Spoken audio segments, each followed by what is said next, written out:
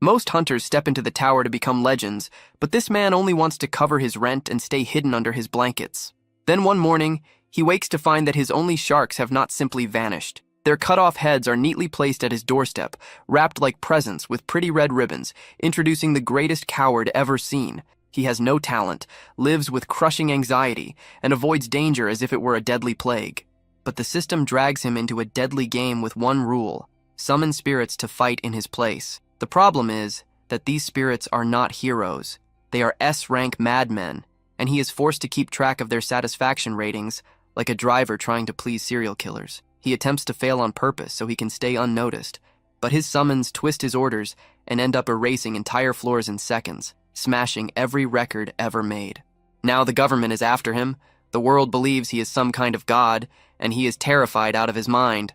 No one is prepared for the accidental rise of this weakling who ends up waking the wild beast inside himself. The story opens in a neighborhood that looks completely abandoned by hope. It is the kind of place where studio apartments feel like storage boxes, and the people nearby spend their days shouting over stolen shoes or simply complaining about the filthy air. Moving through this miserable setting is the protagonist, Banju Hyuk. At 25 years old, Hyuk is living the dream, if that dream were a full disaster made of poverty.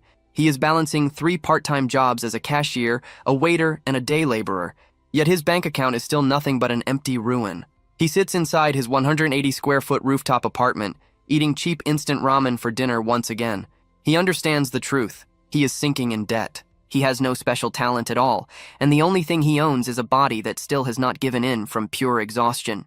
He has already accepted that he is a miserable failure with no real future ahead of him. But because the universe enjoys making a joke out of him, a blue system notification suddenly appears right in front of his face. It tells him that he has awakened. Hyuk nearly chokes on his noodles. He stares at the floating message, wondering if his mind has finally broken. An awakening is supposed to be a winning ticket, a chance to strike gold and change everything. But he is not stupid. He knows the tower is not some playground. It is a place where people are ripped apart by monsters, crushed by traps, or frozen solid. He instantly regrets, at least in his head, ever giving up his part-time jobs. His thoughts begin to spin out of control. He imagines every possible way he could die. He admits to himself that he avoids conflict no matter what. He is the type who crosses the road just to avoid passing by a construction site. He openly sees himself as a coward. He tries to tell himself that this has to be nothing more than a hallucination caused by exhaustion. He decides to test it just in case, and when he calls out for a status window, horror hits him.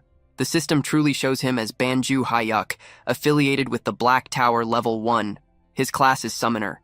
3 skills are listed under his name: Designated Summon, Random Summon, and Summon General skills. His eyes stop at the inventory slot, and in that moment he realizes this is horribly real. He reads the explanation for his trait.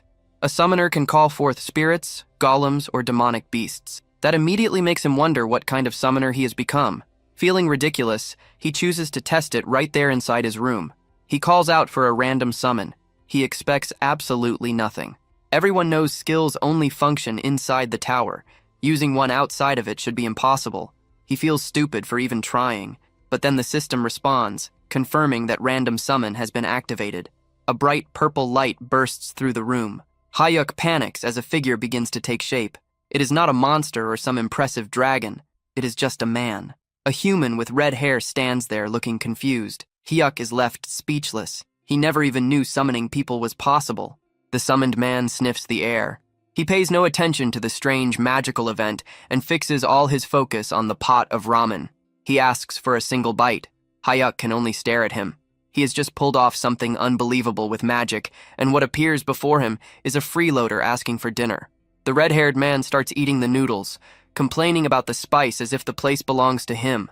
Hyuk is completely lost. How did the skill work outside the tower, and who exactly is this man? The status window quickly offers an answer. It explains that human summons are divided into tiers, just like a gacha game. The ranks begin at rare and rise all the way to legendary, special, super rare. The system also states a strict rule. The summon must protect the summoner above all else, and the summon must obey every command without fail. Hyuk immediately clings to that last part. Absolute obedience. That at least sounds useful. The system then reveals the identity of the noodle thief. His name is John Kozak, an SR rank being. His title is the Mad Assassin of the Cruel Assassins Guild. Then Hyuk is struck by a violent headache. It feels as if his brain is being torn apart and rewritten. He is flooded with Kozak's memories. He sees flashes of Kozak killing people with ease. He sees the man wrapping the cut heads of his victims like gifts. It becomes clear that the title Mad Assassin is not some exaggeration. Kozak's life came to an end after he failed to kill the Empire's strongest swordmaster. Hayuk returns to himself in complete terror. He is trapped inside a cramped room with a serial killer. He jerks backward when Kozak steps toward him. The assassin quickly lowers himself, apologizes for frightening him, and respectfully asks for orders. Hayuk remembers the rule of absolute obedience. He decides to test it with a mission that carries real risk. He orders the legendary assassin to wash the ramen pot and clean the table. Kozak does it at once. There are no complaints. He moves fast, works neatly, and stays polite through all of it. Hayuk watches in silence and starts thinking this might actually be useful, but he still needs proof, so he decides to push things further. He orders Kozak to bark like a dog, without dignity and without hesitation. The deadly assassin drops to the floor and starts barking. Hayuk is stunned. The control is complete. Just when he begins to calm down, someone pounds hard on the front door, and a voice demands that Banju Hayuk open it. Hayuk freezes. He suddenly remembers what day it is. It is the day to pay the interest. He owes 10 million won to a loan shark because no bank was willing to lend him money. He borrowed it for his father's hip surgery and his younger brother's college tuition. It was a desperate choice, and he has already paid 5 million in interest without reducing the original debt at all. The loan shark is now outside. Hayuk starts to panic. He looks toward Kozak, who has already pulled out a dagger and stands ready to kill whoever is behind the door. Kozak asks for permission to bring back the intruder's head. Hayuk frantically stops him. Murder is not something society accepts so lightly. He orders Kozak to hide in the bathroom, stay silent, and make no sound at all. Kozak asks whether breathing is still allowed, and Hayuk grants that much. Kozak slips into the bathroom just as the loan shark forces his way inside. The thug grabs Hayuk by the back of the neck, demanding to know why the payment is late. Hayuk apologizes over and over, lying that he has already sent it. The shark does not believe a word. He casually says that if things are really that bad, Hayuk can always sell a kidney. Then the shark's lackeys speak up from the hallway. They mention that Hayuk has a younger brother. They suggest that younger organs bring in a better price. The moment Hayuk hears them threaten his brother, his whole body turns cold. But he knows how to survive. He forces a weak, obedient smile onto his face and assures them that he will pay. The shark warns him to be careful unless he wants to vanish without a trace, and only then does he finally leave. Once they are gone, Kozak steps back out of the bathroom. He praises Hayuk for the order to hide. Hayuk drops onto his bed, drained. Between the awakening, the summoning, and the threats of death, he has reached his limit. He wonders whether a coward like him can really climb the tower, but he needs the money. Kozak asks what he should do next. Hayuk tells him to do whatever he wants. Kozak asks if he can watch television since it has been a long time. Hayuk agrees, too confused and too tired to care. Kozak happily settles in and begins watching soap operas one after another. Hayuk lies on the bed and watches the assassin in silence. He starts to feel that having another person around is not so bad. For the first time in a while, the silence is gone, and that alone brings a strange sense of comfort. He slowly falls asleep. When Hayuk wakes up the next morning, the room is empty. The 6-hour summon time has ended. A notification confirms that Kozak has been unsummoned. He rubs his eyes, thinking it might have all been some kind of fever dream, and decides to get ready for work. But then he hears the television. It is still on, showing the morning news. The reporter announces urgent breaking news. Earlier that morning, the office of a private lending company called Smile Cash was destroyed. 3 victims were found at the scene, all of them beheaded. Hayuk goes completely still. Smile Cash is the company of his loan shark.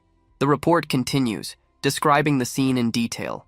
The most disturbing part is that the victims' severed heads were decorated with red ribbons. Hayuk's face turns pale. The image instantly connects in his mind. He realizes exactly what has happened. He shouts in panic, realizing there was nothing comforting about this situation at all.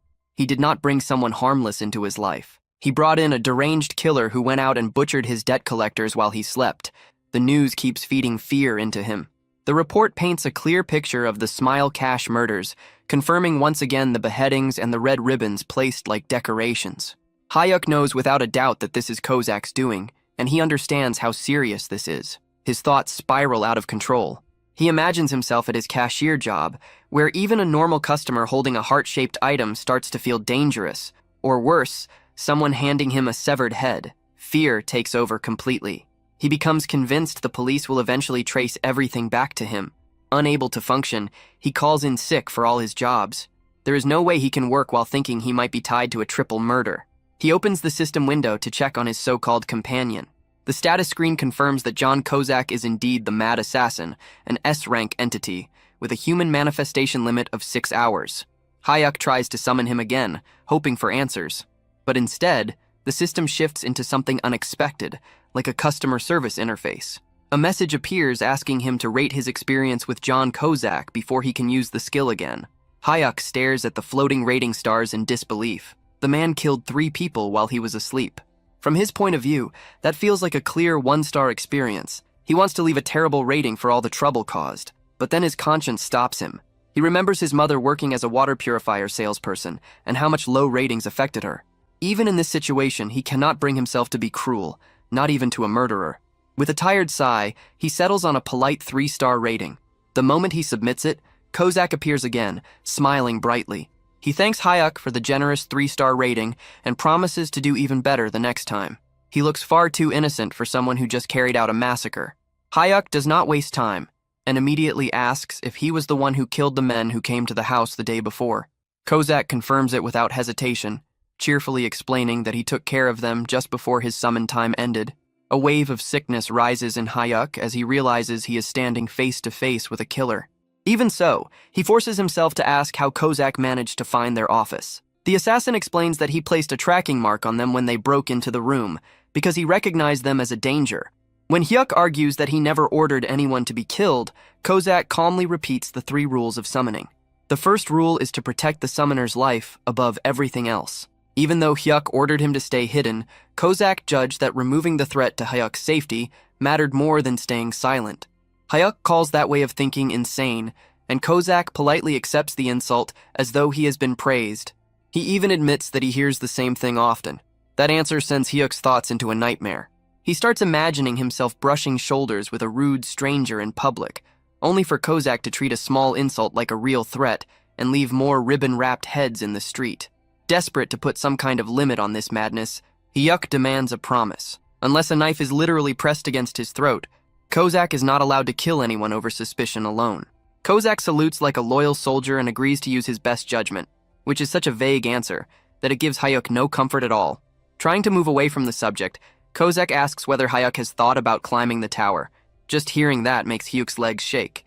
He admits that while it could be a huge chance to change his life, he is simply too afraid and sees himself as a coward compared to the so-called heroes who throw themselves into danger.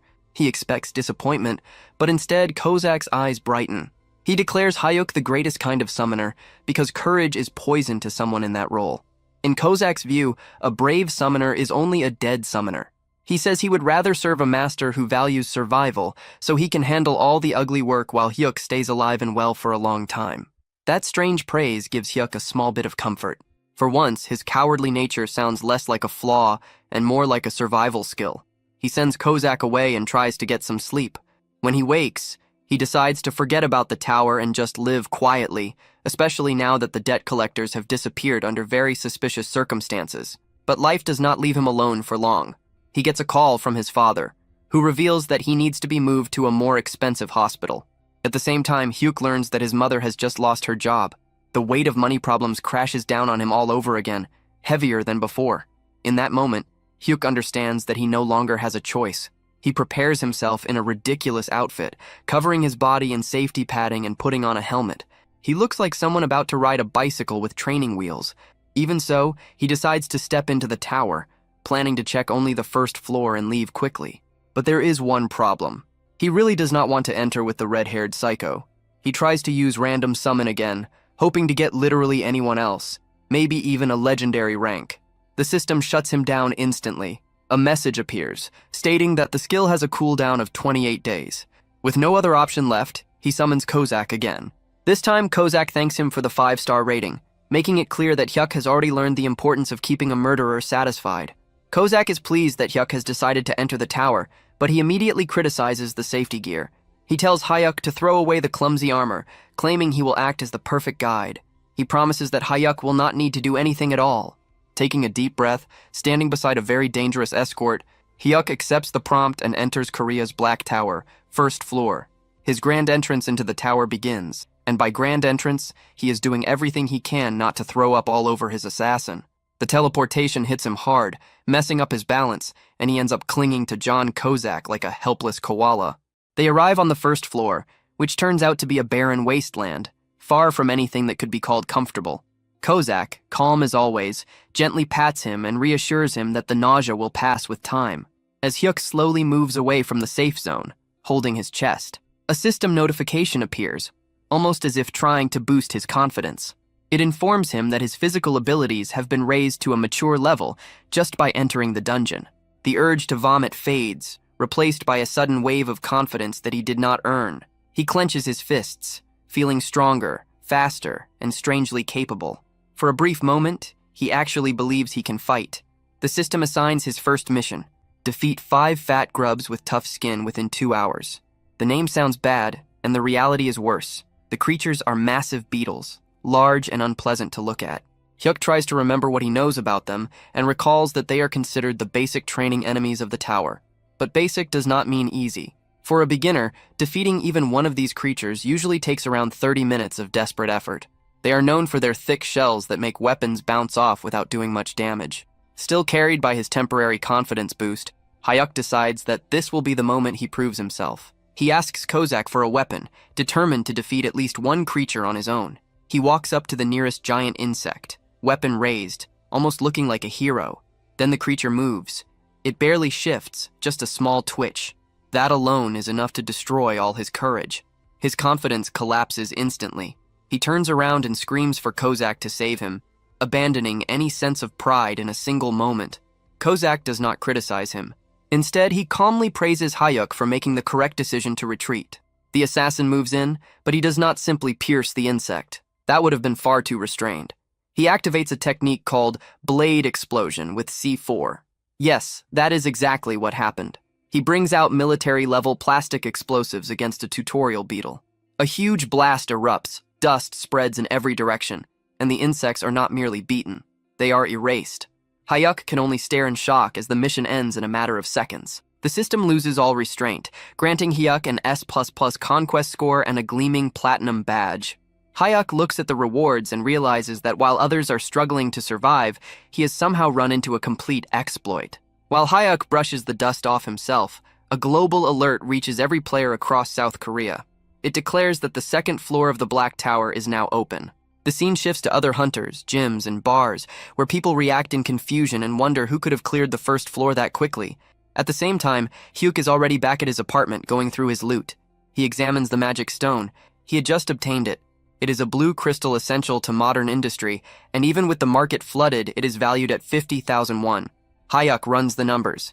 He had just made 50 grand in 5 minutes. That is more than he earns after days of carrying bricks.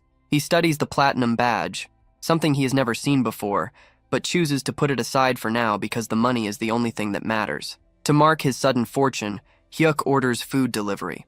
He picks pork trotters, but being a thoughtful master, he chooses the regular version instead of the spicy one. He remembers that the legendary mad assassin has a paper-thin tongue and cannot deal with heat. Kozak is clearly moved by that choice, but still inspects the food with suspicion, asking whether it is spicy.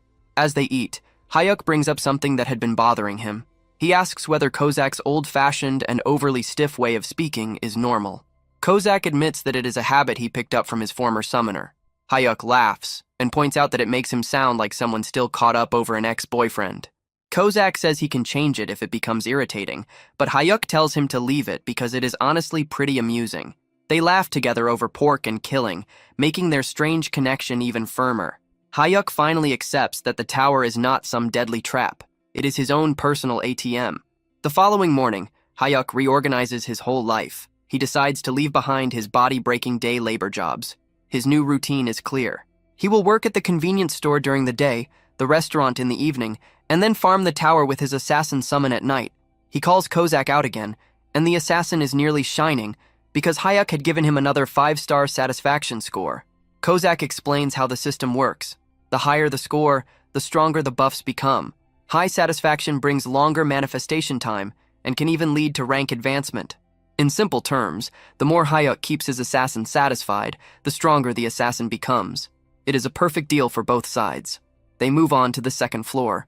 The mission there is to defeat 10 fat grubs known for their quick movement. These creatures are fast. Hyuk starts to worry, questioning whether they can even catch them. Kozak only grins and says he will wrap it up in 3 minutes so they can head back and eat fried chicken. Just as promised, Kozak wipes out the fast-moving bugs.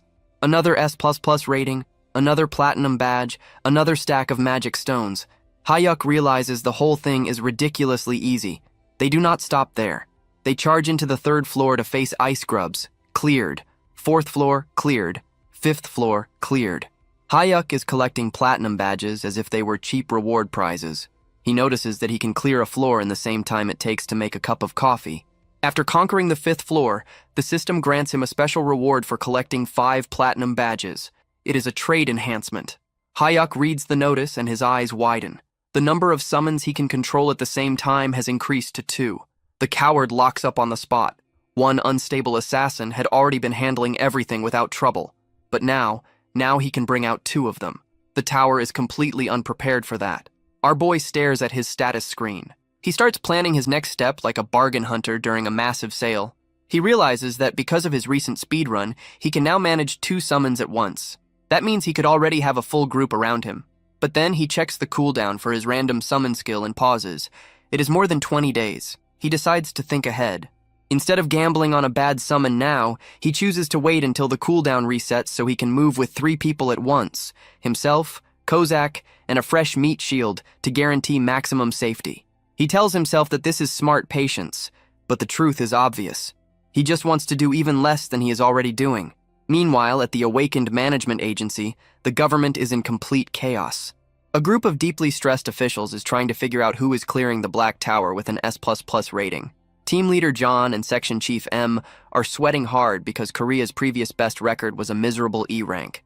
The director is panicking at the thought that another country might step in and steal this super rookie with better treatment or worse, abduct them. They order a nationwide search for the unknown player, completely unaware that the person they are hunting is currently sitting around in his underwear eating instant noodles. Back inside the tower, Hyuk and Kozak are treating the 8th floor like a casual stroll. They go up against red-horned frog warriors, and before Hyuk can even react, Kozak has already turned them into sliced meat. Another floor falls, followed by another S++ rating and yet another platinum badge. Hyuk grumbles that the hardest part of his day is not the fights, but the dizziness from entering the tower. Kozak reminds him that things only become serious after the 10th floor. Feeling unusually generous, Hyuk decides to reward his loyal killer. He pulls out his wallet and tells Kozak to go outside, enjoy himself, and eat something good in the real world. Kozak rejects the idea immediately. He refuses to leave his summoner's side, holding on to absolute loyalty. Hyuk exhales and decides that if they cannot go out, then the celebration will come to them. They order chicken and Kozak becomes visibly excited, almost shaking with anticipation. While Kozak is focused on the food, Hyuk checks his inventory. He notices 5 tower-only healing potions and plans to hand them to Kozak later. But the real value lies in the stack of magic stones. He runs quick numbers in his head and realizes he is holding more than 3 kilograms of magic crystals. If he sells them, the total would pass 1 billion. In just 1 week, he goes from having nothing to becoming a billionaire, and he does it without putting in any real effort. By the 10th day, the routine is locked in. Hyuk works his cashier shift, then returns home to wipe out monsters. He gives Kozak another 5-star rating, which extends the assassin's active time by an extra hour. Kozak forms a heart shape with his arms to show appreciation. The gesture looks both harmless and disturbing coming from someone who makes a living cutting heads off. They step into the 10th floor, and Hyuk immediately senses a difference. Mana floods his body, and he describes the feeling as something wild and untamed. The rush gets to his head, and he decides he wants to take part in the fight this time. Kozak reacts with clear alarm, thinking that even a single scratch on Hyuk would force him to punish himself. Hyuk ignores the concern, driven by pride, since the enemy is only a large insect. The monster appears, and in a brief moment that looks like skill, or perhaps Kozak acting too fast to see, the creature is cut in half instantly. The system announces the 10th floor has been cleared and drops a large amount of rewards for Hyuk. Because he has gathered 10 platinum badges, the system grants him a special option. He can copy 1 skill from a summon. The choices include strong attack abilities like Blade Explosion and Poison Dagger. A normal person would go for damage. Hyuk chooses Shadow Step without hesitation. Kozak questions the decision, and Hyuk admits it is the best option for escaping. Kozak supports the choice, treating it as smart thinking since survival comes first. Hyuk then tries to use his new teleport skill inside his living room, jumping around like a restless animal, but nothing happens. He realizes too late that skills cannot be used outside the tower and ends up looking ridiculous, bouncing around his apartment like a fool. Once he is finally ready to turn his loot into cash, Hyuk contacts the Awakened Management Agency to sell his magic stones. To him, it is only a simple business deal, but to the agency, this is the clue they have been waiting for. Team Leader John and Section Chief M race to the address, hoping this is the person they have been searching for. They arrive at his small and modest apartment. Hyuk opens the door, uneasy because a very intense woman is glaring straight at him. Section Chief M does not bother with any courtesy. She steps directly into his space, fixes her eyes on him, and demands to know whether he is the S++ ranker. Section Chief Lindley Min crowds him so closely, it feels like she is trying to inspect every pore on his face, pressing him on whether he is the S++ ranker. Hyuk tries to stay calm and denies it all, but fear is eating him alive. He has no idea whether they possess some hidden awakening detection device that he knows nothing about. Thankfully, his acting is awful, but his natural, useless-looking presence is overwhelming. Lindley Min sees the frightened, miserable look on his face and quickly concludes that there is no chance this coward is some great hero. She steps back, and her superior, Team Leader John, apologizes for her behavior. Hyuk quietly lets out a breath, realizing that seeming incompetent is the perfect disguise. They head inside and sit at his tiny table for a short discussion. Team Leader John begins the confirmation process by asking for proof of his dungeon clears. Hyuk hands over the mana crystals he obtained from the 10th floor. The two agents exchange a glance. Clearing the 10th floor is no small thing, and it lines up with the pace of the mysterious top rookie they are trying to find. They casually ask whether he has heard the global announcements about the high-rank clear. Hyuk throws himself into the act and pretends to be stunned, praising the unknown player while sweat soaks through his shirt. Then Team Leader John explains the deal. Players are split into two categories, the elite group and the general group. The elite side receives a salary, government backing, and strong equipment. But in exchange, they are basically treated like state property and are forced to clear dangerous high-level floors. The general side is meant for freelancers who are free to live however they want. Hyuk does not need even a moment to think. He chooses the general route immediately. He tells them he is scared, not especially gifted, and only wants to farm safe floors for quick money. Section Chief Len Lee Min looks at him with open disgust. In her mind, plenty of people choose the safer path, but almost nobody admits so openly that they are this pathetic. She writes him off as a complete waste of time. Still, the team leader is careful. He asks Hyuk to enter the tower right there as one final step to confirm everything. Hyuk agrees, but he already understands what they are trying to do. They want to measure the time. If he clears the floor too fast, they will know he is the one. Hyuk decides to beat them by acting useless on purpose. He tells them to get comfortable because he plans to take a slow 2-hour walk inside. The moment he vanishes, the agents begin betting on how badly he will fail. Len Lee Min predicts that he will give up on the 11th floor since the mission involves centipedes, and someone as cowardly as him will obviously lose his nerve. Inside the tower, Hyuk gives instructions to his assassin. The mission is to kill 100 long-tail centipedes. Kozak, as eager as ever, offers to wipe them all out in 5 minutes. Hyuk immediately shuts that down. He orders Kozak to move slowly and keep things under control. He explains that they need a messy and unimpressive run to throw the government off track. Kozak gives a thumbs up, though he likely believes his master is carrying out some impossible master plan. They begin the stage, and Kozak follows orders, killing at a painfully slow pace. Then everything goes wrong. A giant centipede bursts out of the ground directly beneath Hyuk. Our brave hero locks up, with his legs refusing to move. Kozak sees his summoner in danger, and his absolute loyalty to safety takes over. He declares that he cannot follow the slow approach while Hyuk's life is under threat. In a single blur of movement, he wipes out every centipede nearby in an instant. Then comes the system message of disaster. 11th floor cleared. Rank S++++. Hyuk stares at the notice, realizing that his plan to appear average has failed in the worst possible way. Hyuk returns to his living room exactly 5 minutes after leaving. The agents are staring down at their phones, which have just received the global notice of the clear. They look at Hyuk. Hyuk looks back at them. The timing says everything. There is no way out of this one. The moment he understands that his cover is gone, Hyuk's attitude changes. He summons Kozak, who appears behind him with a threatening presence. Hayuk looks at the two shaken government agents and says that he truly did not want to come to this, but now they have to be silenced. It seems our coward is about to step into his villain phase. The scene resumes with the coward Banju Hyuk, trapped inside a terrifying fantasy of his own making. He watches in horror as his assassin, John Kozak, takes the earlier order to silence them far too seriously and kills the government agents right there in the living room. Hayuk is on the verge of screaming, but then reality returns. The agents are completely unharmed, still breathing, and very much alive. It had only been Hyuk's wild, paranoid imagination spiraling out of control.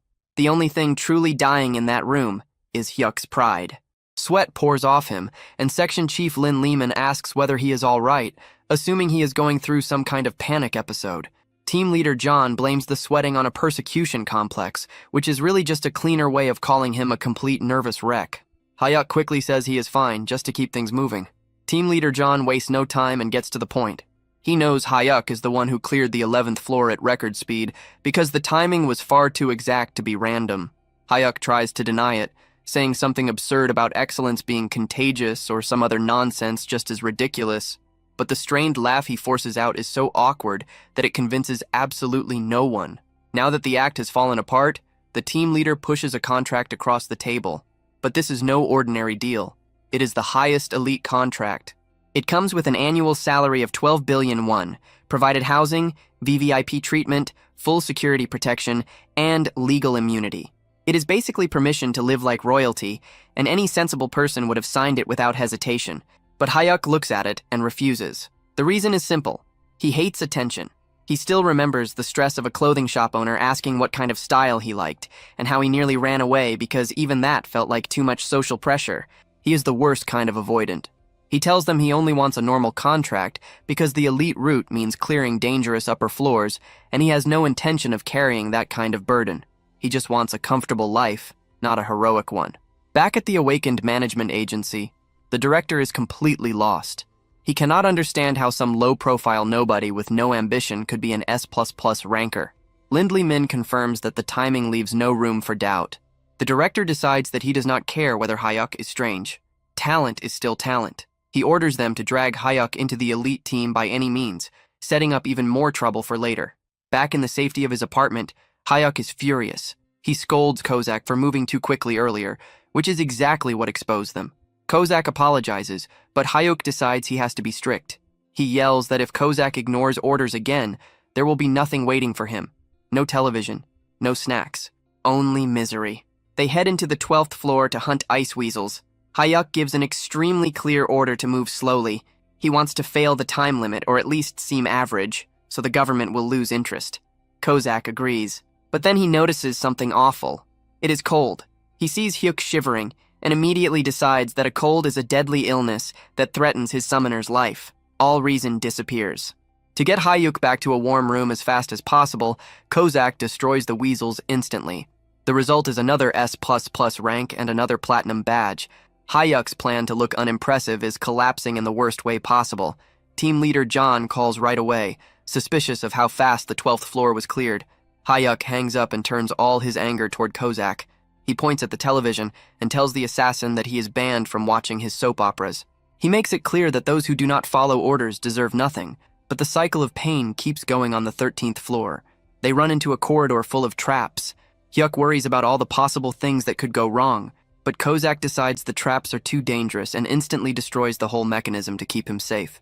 S++ rank achieved. On the 14th floor, they face giant eyeball machines. Kozak decides the sound attacks are too dangerous for Hayuk's fragile ears and wipes them out before they can even make noise. S++ rank achieved. Hayuk gives up. He realizes that whatever is going to happen will happen. Hayuk sits down and starts checking the numbers, then realizes that his failure to look average has one clear benefit. He has earned nearly 8 million won in just 14 days from cash rewards alone. But the true shock is the magic stones. He now has 5 kilograms of them. If he sells everything, he is basically making 1 million won a day. He realizes that a life with a monthly income of 30 million won is now within reach. The very next day, he quits his part-time job immediately. Hayuk summons Kozak and finds the assassin kneeling with his head lowered, grateful that Hayuk still gave him a 5-star rating even after all the disobedience. Hyuk decides to stop resisting what is clearly unavoidable. He tells Kozak that there is no reason to keep holding back since the management office already knows enough, so they may as well speedrun everything. They enter the 15th floor to kill 20 goblin workers. Hyuk is worried because goblins are smart and could run off to call for help. He tells Kozak to stay sharp. Kozak tells him to remain where he is and uses a skill called Step. He moves with such speed and silence that the goblins are killed before they even realize they are dead. Mission cleared. Another S++ rank. Another pile of rewards, including a tower-only healing potion and an owner emblem. Back in his room, Hyuk checks his inventory. He has now collected a total of 15 platinum badges. The system recognizes the milestone and offers him a new reward. He remembers what came before. At 5 badges, he got a second summon slot. At 10 badges, he gained the chance to copy a skill. He stares at the new message, wondering what kind of broken ability he is about to receive this time. Hopefully, it is something that lets him do even less. So the professional coward has now gathered 15 platinum badges, and the system decides it is time to hand him another reward. It gives him the energy shield kit. The name sounds impressive, but in reality, it is just a bracelet that absorbs damage like a magic sponge until it finally breaks. But here is the real point. The description does not say tower exclusive. Hyuk's eyes practically turn into money signs because if this item works in the real world, he is looking at a payout of 2 to 3 billion won. He immediately starts calculating, wondering whether he should sell it and retire or keep it and actually stay alive. He turns to his personal expert in murder and asks whether they can clear the 16th floor right away. Kozak, still acting like his loyal promoter, says the clear is certain, but he cannot guarantee an S rank if they rush it. That answer is enough for Hyuk. He decides that risking his life for a lower grade is not worth it, so he settles on selling the bracelet and living in comfort. Meanwhile, back at the awakened management agency, the atmosphere is heavy. It has been 15 days since the mysterious super rookie last cleared a floor, and the director is starting to lose control. He becomes convinced that the player either gave up or died, grieving the waste of such talent like fate itself had lost its mind. Team leader John tries to calm him down, checks the logs, and suddenly announces that the player is coming in to use the player shop. The director goes into immediate panic. He realizes their precious VIP is still walking around in beginner clothes and probably owns no proper gear. He orders the entire shop locked down. He wants the shelves filled with top-level items, but he also demands that everything be marked down by 90%. He figures that if they hand things over for free, Hyuk's suspicious nature will reject it. So a huge sale becomes the perfect trick to pull him in. Back at the apartment, Hyuk decides that he needs to confirm the item is real before selling it. He hands a dagger to Kozak and asks the assassin to stab him. It is treated like some normal, everyday request. Kozak looks at him as if he had just suggested something unforgivable. He starts trembling, unable to accept the thought of harming even a single strand of his master's hair. Hyuk rolls his eyes at the reaction. He lets out a tired breath, grabs the dagger himself, and moves to stab his own arm. But before the blade can touch him, Kozak's hand shoots forward and catches the weapon with his bare hand. Blood falls onto the floor as the assassin shakes, terrified that his master had almost been injured. Hyuk quickly heals him, realizing that testing protective gear with an overprotective madman was a terrible plan, and then Hyuk decides to test his shadow step instead. He teleports onto a goblin's back and feels like a ninja for a moment. The goblin shrieks and tries to bite him, but then the shield activates with perfect timing. It works exactly as intended. Hyuk, feeling untouchable for all of 2 seconds, kicks the goblin in the face while Kozak drops in to finish it off, but instead of approval, Kozak starts shouting. He demands to know whether Hyuk is hurt, scolding him as if courage itself were a health risk. Hyuk apologizes again and again, promising that he will return to doing absolutely nothing. With a bag full of mana stones worth millions, Hyuk finally contacts the agency. He expects an ordinary business exchange, but the government sends an actual limousine to pick him up. He arrives at the player shop and is welcomed by team leader John, who treats him like a top-level VIP. Hyuk steps inside and immediately feels confused. The place is completely empty of other customers because, without his knowledge, everyone else had been forced out. He checks the price tags and finds high-end gear being sold for almost nothing.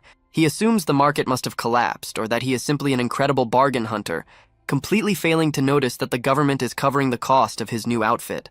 He picks up a pair of leather boots that would normally cost a fortune, but are listed for the price of a cheap meal. He buys them along with several other items, convinced he is getting away with the greatest steal of his life. From his office, the director watches the whole thing and nearly cries with relief that their fragile powerhouse is finally wearing proper protection. The next day, Hyuk is feeling good. He has new boots, a working shield, and his confidence has recovered. He summons Kozak, who immediately salutes and gets ready for another round of goblin slaughter. But Hyuk stops him. He points upward and announces that today is not just about farming floors. They are going to grow the team. He already has the second summon slot, and he feels lucky. He activates the random summon skill, hoping for a tank or a healer. A massive magic circle spreads across the room, and it is truly massive. A figure begins to appear, but there is one immediate problem. The summon is enormous. As the giant fully takes shape, his head crashes straight through the apartment ceiling, sending chunks of debris everywhere. Hyuk stares at the hole in the roof, and his first concern is not the powerful ally he just summoned. It is the security deposit. The giant standing in the middle of the broken ceiling and falling plaster looks completely confused. While Hyuk is grieving over the damage to his apartment, and Kozak has already decided that violence is the only solution.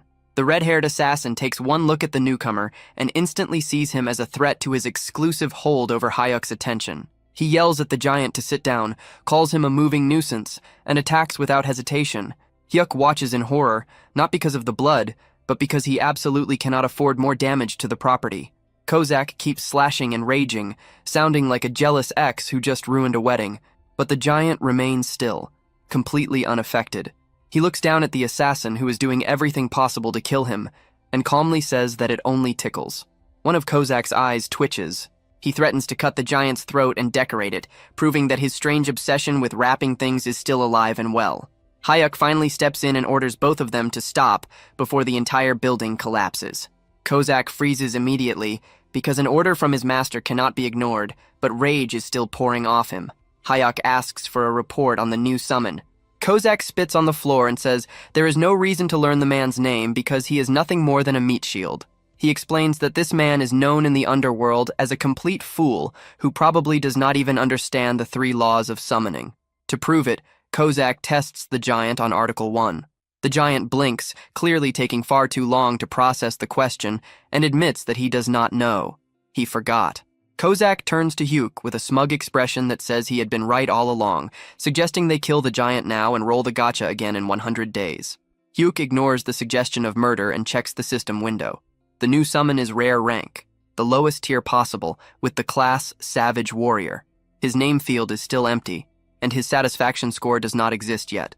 Then, the familiar headache hits, and Hyuk is pulled into the giant's memories. He sees a wide and beautiful plain where the giant is running around with butterflies. It feels almost harmless and bright until it becomes clear that the giant is also casually snapping the necks of wolves while playing. The memory reveals the tragedy behind this massive figure. He had been simple and pure, someone who found joy in nature, but he was also unbelievably stupid. A group of so-called heroes tricked him into joining their party, used him as the frontline shield against a hydra, and left him to be melted by acid breath while they stayed safely behind him. He died protecting people who had been mocking him the entire time. Hyuk returns to reality and looks at the giant differently. He knows the whole thing is messed up, but he also realizes that someone loyal to the point of stupidity and able to endure pain is exactly the kind of person a coward like him needs. He decides to give the giant a name. He asks whether he prefers Yaman or Gobang. The giant, staying true to himself, says that he does not know, so Hyuk chooses Gobang. He smiles and promises to make Gobang happy, which sounds kind on the surface until it is remembered that Hyuk's idea of happiness is surviving while others do all the work. He introduces Gobang to Kozak and declares that the 3 of them are now comrades. Kozak looks like he has just swallowed something sour. He politely accepts the word comrade while silently measuring how quickly he could take Gobang apart. With the group now complete, they head straight for the 16th floor. The mission is to eliminate 30 goblins. Kozak, still acting like the most dramatic person alive, insists on taking the front to shield Hyuk from poison darts. They move through the forest in formation, with Kozak in front, Hyuk safely in the center, and Gobang covering the back. Without warning, a goblin fires a poisoned dart. Kozak catches it in midair with effortless precision, then immediately turns to check on Hyuk with extreme concern. Hyuk points out that there are around 50 goblins hiding in the trees. Kozak prepares for a careful fight, but Hyuk has a different plan. He tells Gobang to move to the front and block them. Gobang does not think through the situation. He does not circle around. He simply jumps. The giant launches himself into the air and crashes down with the force of a small disaster. The shockwave alone throws Kozak off balance. Arrows pour down onto Gobang, but they simply bounce off his skin like worthless toys. He laughs and says it tickles, then starts crushing the goblins into a bloody mess. Hyuk watches from behind a rock with wide eyes. He realizes that even though Gobang is only ranked rare, his raw physical power easily reaches SSR level. The system clearly pushed his rank down only because his intelligence barely exists. After the slaughter, they celebrate back at the apartment with fried chicken. Gobang is thrilled. He stuffs an entire piece of chicken into his mouth, bones included, and chews it all down. He looks at Hyuk with pure happiness and comments only on the crunch. Kozak watches the whole thing with complete disgust. He asks whether the chicken is spicy, but most of all, he is deeply offended by Gobang's manners at the table. Hyuk tries to build some sense of teamwork, telling Kozak that Gobang is family now. Kozak immediately pushes back, questioning why he has to share that title with a bone-eating vacuum. The following day, they head to the 17th floor. Hyuk, feeling the effects of leveling up, starts getting a little too confident. He tightens his fist, feels mana rising through him, and wonders whether that wild force inside him is finally waking up. For a brief moment, he thinks that maybe he should join the fight this time. Kozak crushes that idea immediately.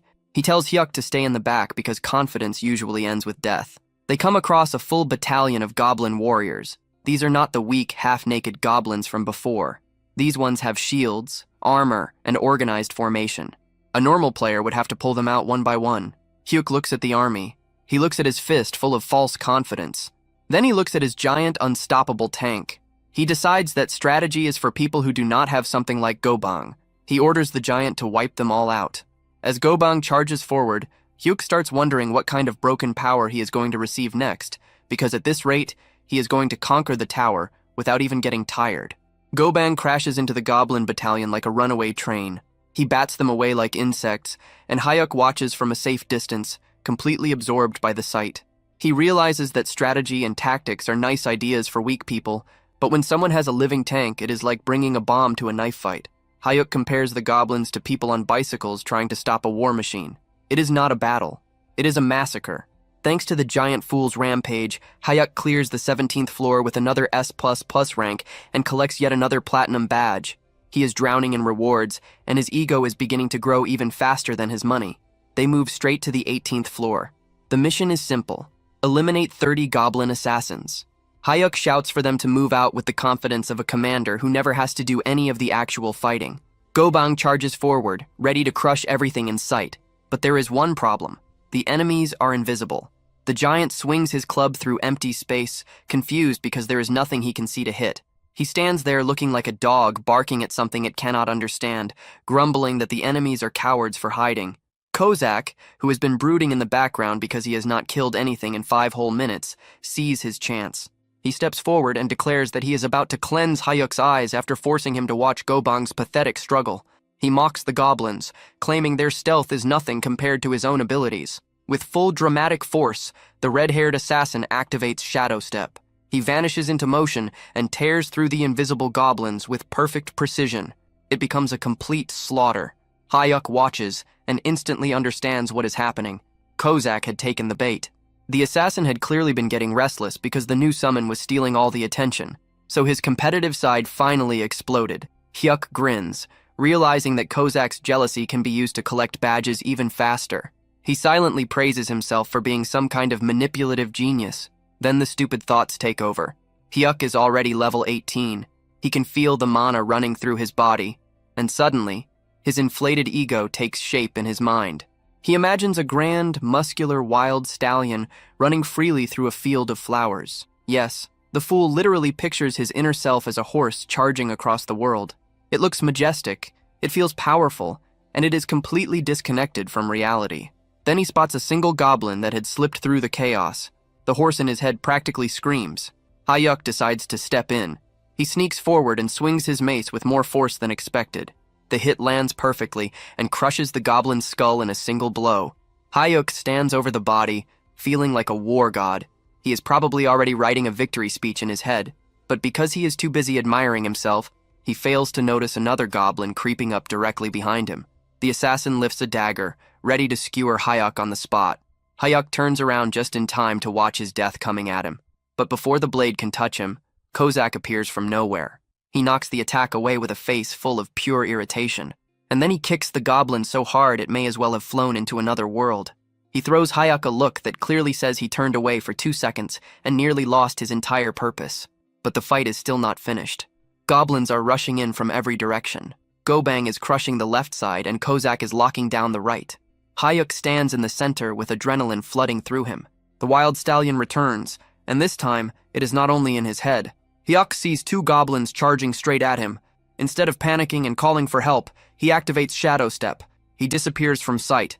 In the next instant, he appears behind the goblins with his mace already in motion. He lands 2 deadly strikes before they even understand what happened, dropping both of them on the spot. Kozak, who was just about to rush over and protect him again, stops where he is. He watches his coward of a master pull off a flawless double kill with Shadow Step. The assassin's eyes widen. It had taken him months to master that movement, and Hyuk had just used it as if it were natural. Our boy is actually talented. Later, outside the tower, the media is in chaos. News anchors report that a new force is rising through the tower. A mysterious rookie has cleared 18 floors in 20 days with a perfect S+ record. They call it unprecedented, something that is changing history itself. Everyone wants to know who this top-level player really is. Back inside the tower, Kozak hears about the reports, but he is not pleased. His face turns serious. He makes Hayuk sit down for an important talk. He tells Hayuk that his growth is happening far too fast. Hayuk takes it as praise, but Kozak shakes his head. He explains that Hayuk's Shadow Step had been perfect, so perfect that it was disturbing. Kozak looks like he is on the edge of breaking down. Then he lays out the problem. When a coward gains strength, confidence follows. And when confidence appears, that coward starts imagining he can become a hero. Heroes die. He begs his master to remember the promise that safety comes first. He does not want a warrior as a master. He wants a coward who stays alive. Hayuk nods and promises that he will never do anything reckless again. But Kozak grabs at his chest, muttering that something feels wrong. He looks at Hayuk and sees a walking disaster waiting to happen, fully convinced that this sudden rise in talent is going to kill them both. Back at the apartment, there is no peace at all. Kozak is yelling that he is going to boil Gobang alive in a pot, while the giant tank casually falls backward and crushes the refrigerator. Hayuk screams, not because of his summons, but because of his appliances. He shouts at them to stop destroying the house, but the damage is already done. The fridge door is bent, and even worse, a precious jar of kimchi has shattered across the floor. Needing to calm his mind, our boy decides to visit the only people who do not want to kill him or destroy his furniture: his parents. He arrives at the family home. His mother welcomes him warmly, but the mood inside is heavy. His father is lying in bed, barely able to move properly because of his injured hip. Hyuk asks about his condition, and his father tries to act strong, complaining that bones heal easily and that he simply enjoys lying down. It is an obvious lie, but Hyuk goes along with it and helps his father sit up for dinner. They gather around a pot of stew, and the strain of money problems hangs over the table. His mother tries to stay positive, saying she will find work again soon, but Hayuk can see the tiredness on her face. He decides to test their reaction. He casually asks what they would think if he had awakened as a player. The response is immediate. His father blows up. He asks whether that was supposed to be a joke, warning Hayuk that the tower is not some place for games. He says that he may be the kind of man who makes his wife deal with cockroaches, but he would still rather stay poor forever than watch his son die in a dungeon. Even Hayuk's younger brother, Mahak, who has just come in carrying tofu, calls it the funniest thing Hayuk has ever said. Hayuk quickly retreats from the topic, but his mother catches him off guard. She asks whether he is supposed to be working that day. Hayuk lies and says it is his day off, but his mother gives him that knowing look. She tells him that his face always shows when he is lying. Even so, she chooses to trust him, as long as he stays away from reckless risks. Hyuk feels a stab of guilt, but then he remembers something important. He asks why his mother lost her last job. She explains that she had gone to repair a water purifier for a rude customer. The customer then demanded that she also clean up their recycling and food waste. So what did she do? She realized the customer was going to leave a bad rating no matter what, so she dumped the food waste right back on them and let them deal with it. Hayuk realizes that his mother is bold, aggressive, and fearless, and that leads him to a harsh truth about his bloodline. His father's greatest accomplishment in life had been asking this terrifying woman out on a date. The narration makes it clear that the father is the pure definition of a weak man, the kind who falls completely for strong women. And unfortunately, Hayuk and his younger brother inherited those exact traits. They are pitiful, yet naturally pulled toward danger. Before leaving, Hyuk hands some spending money to his brother and tells him to pass it to their parents. The younger one looks at the cash, then at Hyuk with a sly grin. He asks where his own cut is. Hyuk immediately realizes the little brat is extorting him, so he transfers 500,000 won just to keep him quiet. With family matters handled, Hyuk heads to the Awakened Management Department. He decides it is finally time to visit the player shop properly. The moment he steps inside, stress hits him. There is a female employee there, and too many people are nearby. His social anxiety starts rising fast. The employee shows him a shield worth 100,000 won. Hyuk nearly dies on the spot and thinks the price is far beyond what he can handle. He asks for something cheaper. She then shows him a proud handshell priced at 40,000 won. Hyuk thinks it fits him perfectly, mostly because it is cheaper, and because he wants to escape that interaction as quickly as possible. He buys it and runs, thinking that talking to store employees is harder than fighting goblins. On his way out, a man approaches him. The man introduces himself as Joey Hosak, a player who has already climbed through the 30th floors. He is handsome, friendly, and carries himself like someone who belongs there. He offers help in case Hyuk ever runs into trouble. Hyuk watches him leave and feels a stab of jealousy. He admires the man's social confidence and assumes someone like that probably even has a girlfriend. Back at the apartment, Hyuk checks his stats. He is level 19. He summons Kozak to show off the new gear. Kozak reacts with complete disbelief. He questions whether Hyuk really needs a shield when he already has a bodyguard. Hyuk insists that survival always comes first. He makes Kozak promise that if things go wrong, he must throw the meat shield, meaning go bang, into danger so Hyuk can escape safely. Kozak agrees without hesitation, saying he would gladly sacrifice that bastard before sacrificing himself. Then he suddenly catches a scent. Dumplings.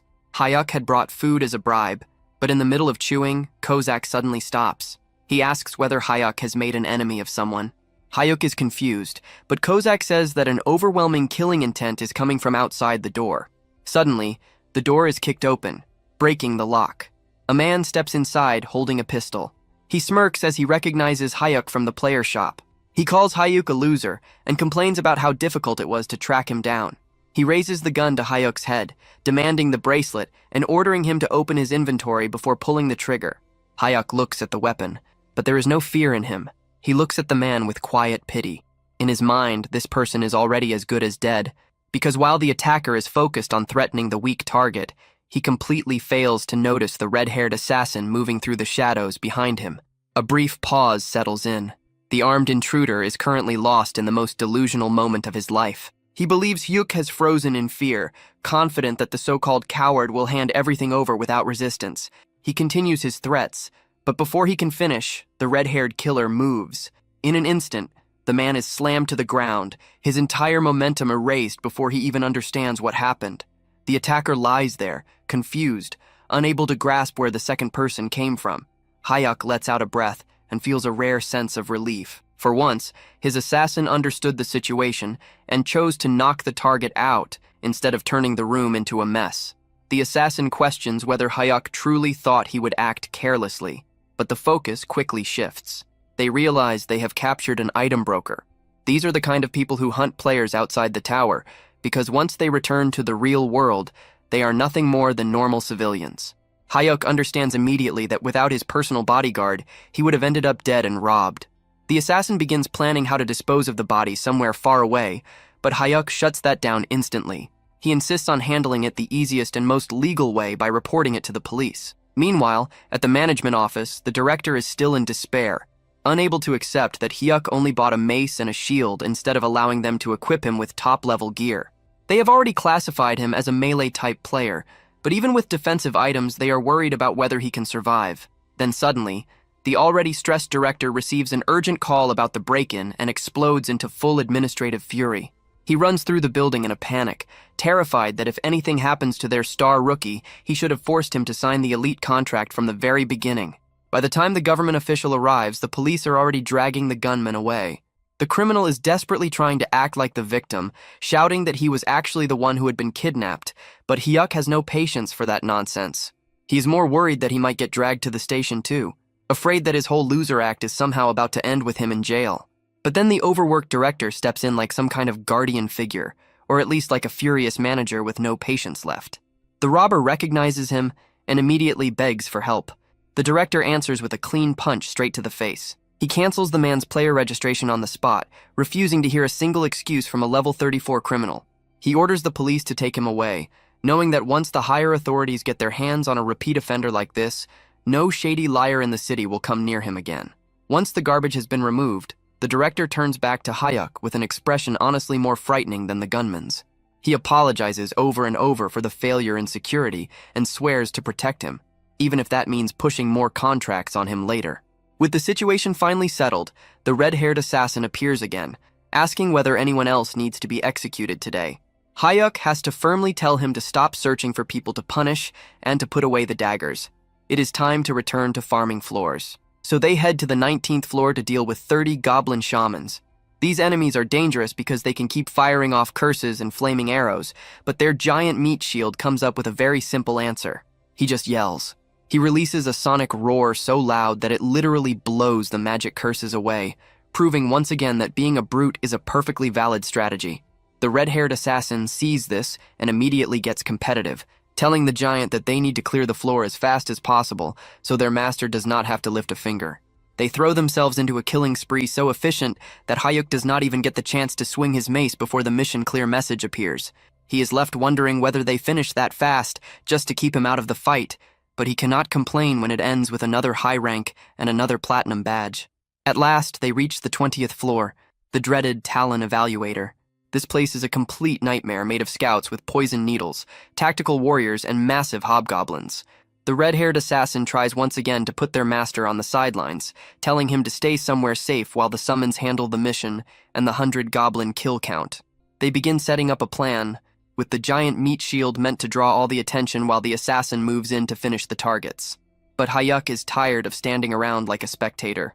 He decides that this time he will not sit back and watch, activating Shadow Step and throwing himself straight into the middle of the chaos. He jumps right past the giant tank and rushes forward, leaving both summons completely stunned that their cowardly master has finally chosen direct violence. Our shut-in hero then drifts through a very miserable path of memory, reminding everyone that he has been a full-time human doormat since childhood. His past is not the kind that builds legends. He had been such a harmless child that other kids probably felt like stealing his toy car was doing society a favor. By middle school, he had already become a ghost in the cafeteria, perfecting the skill of eating alone while blending into the background like part of the wall. He had been so afraid of dealing with people that he could not even look school bullies in the eye. But somehow, spending a lifetime as part of the loser class turns out to be excellent training for climbing the tower.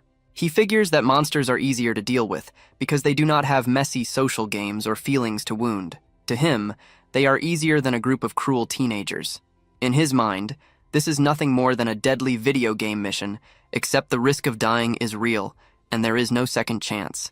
Back in the chaos of the 20th floor, the professional coward finally stops acting like a glorified supporter and activates Shadow Step. He is moving so quickly that even the red-haired psycho who serves him is impressed, watching him race across the battlefield like some overcharged ninja. For one brief, shining moment, he actually looks like someone who knows what he is doing, dropping several goblins with surprising speed and efficiency.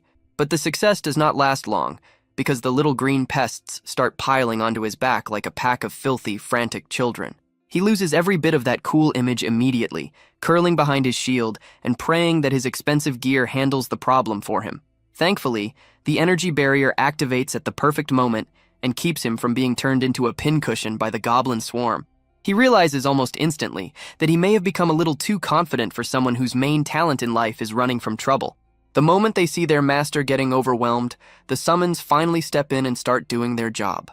The red-haired assassin is deeply offended that those filthy creatures dared to touch his master, calling them worthless trash before carving through them like a blade tearing through soft meat. Unwilling to be outshined, the giant meat shield throws himself into the fight and turns the area into total chaos. In the next instant, the system announces that all 100 goblins and the hobgoblin boss have been completely destroyed. The assassin turns toward Hyuk with bright eyes, praising his bold move, while the giant offers an excited, silent thumbs up. Hyuk stands there in awkward silence, realizing that even if he started the battle, his summons were the ones who truly ended it. Even though he barely did anything, the system still rewards him with another triple S rank and another platinum badge. Meanwhile, back at the management office, the director is busy acting like the most well-funded stalker alive. He digs through Hyuk's family situation and uncovers a frightening truth. The true head of the household is not the father or the sons, but the mother. Apparently, this woman is so overwhelming that the men in the house cannot even breathe too loudly when she is nearby. After realizing he has found the perfect pressure point, the director decides to move forward with a plan to aggressively support the mother. He figures that if the government showers the matriarch with enough favor and authority, Hyuk will end up tied to them by pure gratitude. It is an effective plan, even if it is also a little disturbing. Back in the real world, Hyuk decides to celebrate surviving with a flood of carbs. He orders 12 huge bowls of black bean noodles, which causes the delivery man to look at him with deep sympathy. The man clearly assumes Hyuk is hosting a miserable one-person feast. To make it worse, the delivery worker tosses in one single fried dumpling as a free extra. Hyuk is visibly offended. He just spent a ridiculous amount on noodles, and all he gets is one tiny dumpling and no coupons at all. He starts complaining in his head about how hard it has become to order with coupons these days, proving that even with millions in hand, he is still cheap to the core. He quickly sends the delivery man away and tells his housemates they can come out now. The second the door closes, the apartment turns into madness. The giant meat shield is practically shaking, making the floor tremble from pure excitement over the smell of the sauce. The assassin is just as captivated, staring at the takeout as though it were some sacred object. Hyuk watches the barbarian devour the food and honestly starts worrying that the giant is going to eat the ceramic plate along with the noodles. Ignoring the greed around him, Hyuk decides to check his rewards. He opens his inventory and sees that he has now collected 20 platinum badges, which unlocks a special prize. A platinum random box appears, and Hyuk stares at it, wondering whether his luck is finally about to improve or whether the system is about to throw another strange surprise at him. The professional coward stares at the floating platinum box with the desperate focus of a gambler locked onto a slot machine. The system slowly scrolls through the list of possible rewards, and the choices are enough to make any grown man tear up with happiness. There are mana stones, rare herbs, 50 different kinds of metal, potions, elixirs, and weapons. There are even special items like the Rune of Level Up, which allows someone to gain levels without climbing, and tower jump tickets, which let a player skip entire floors. Hyuk studies the list immediately like someone hunting for the best possible deal. He decides that the tower jump ticket is garbage because skipping a floor also means losing all the rewards from clearing it. And there is no point in being high level if it leaves him poor. His eyes lock onto the true prize on the list, the grade confirmation summon ticket. He realizes that if he pulls an SS rank summon, basically a god-level being, he could officially retire from fighting forever. He starts imagining a life where he sits back in a chair drinking juice while some overpowered servant handles everything for him. The thought of that level of perfect laziness nearly makes him drool. He prays for a miracle and opens the box. The results are a chaotic mix. First, he gets 10 kilograms of mana stones. Hyuk's eyes practically become money signs as he realizes that this alone is worth around 5 million won in shiny rocks he can sell whenever he wants. Second, he receives a skill book with the absurd name Cow's Lightning Staff. He thinks it sounds like something pulled from a terrible romance novel, but he registers it anyway because he is desperate to get a proper attack skill. But the third item is the true prize, a Rune of Summon Grade Up. This is a complete jackpot that can raise a summon's rank depending on their potential. He immediately runs into a problem that feels weirdly personal. Should he give it to the red-haired assassin or the giant meat shield? He reasons that the assassin probably deserves it more, since they have shared so many meals together, even if the giant had clearly eaten more of the food. In the end, he decides to keep it for later since their current power is already more than enough. He then decides to test his new Cow's Lightning Staff skill right there in his room. He tries to activate the first form, Lightning Soil Chaser, expecting something dramatic and impressive. But nothing happens at all because, of course, magic does not function in the real world. So he just ends up standing there looking ridiculous, while the red-haired assassin asks why he is swinging a mace around inside the apartment. When Hyuk proudly reveals that he learned an attack skill, the assassin looks horrified, like he has just seen a toddler pick up a chainsaw. Then the serious mood breaks apart completely, because the giant meat shield decides to steal fruit from the assassin, starting another childish fight where the assassin calls him a bastard. Once the oversized children finally calm down, the assassin gives Hyuk a lecture. He explains that a summoner's role is to stay back and let the servants handle the fighting, pointing out that his former master died for the exact reason that he tried to act like a hero. But Hyuk is too caught up in his own rising confidence. He insists that he is stronger now and needs to test his new skill. The assassin looks at him like he is watching disaster unfold in slow motion. He warns that for someone weak, An attack skill is just a prettier way to die. When Hayuk tries to argue that the 20th floor had been easy, the assassin loses patience. He activates one of the summoning principles, and suddenly the giant meat shield grabs Hayuk in a crushing bear hug, basically taking him hostage for his own protection. The assassin punches the giant for being too rough, but still agrees with the idea. Once they enter the tower, the giant will carry their master like luggage, while the assassin wipes out the floor. Hayuk realizes he has completely lost control of his own summons, so he brings out his final weapon, pitiful pleading. He begs them, throwing away what little pride he has left, just to let him kill a single monster carefully. The assassin lets out a tired sigh, defeated by how pathetic the scene has become, and agrees to let him kill one slow and isolated monster. But if things become dangerous, the deal ends immediately. They head to the 21st floor, the territory of the orcs. The assassin warns that orcs are actually smarter than the giant tank, which the giant instantly rejects. Before the mission begins, the assassin suggests a humiliating training method. He wants Hayuk to practice by hitting the giant 10 times. The giant happily agrees to be used as a target, promising that it will not hurt at all. Hayuk refuses to take part in something that's degrading and threatens to run in alone if they keep mocking him. The assassin gives up, and they begin the mission. Kill 400 orcs in 4 hours. The summons rush ahead and tear through the orcs so quickly that Hayuk realizes the stage will be over before he even gets the chance to draw his weapon properly. Just as panic starts rising over how useless he is about to look, the assassin generously leaves one confused orc alive for him. Hayuk activates Shadow Step and leaps into the air while the orc stares upward in confusion, then brings down Lightning Soil Chaser. It is only a simple downward strike, but the moment it lands, he realizes that despite the ridiculous name, the skill is no joke at all.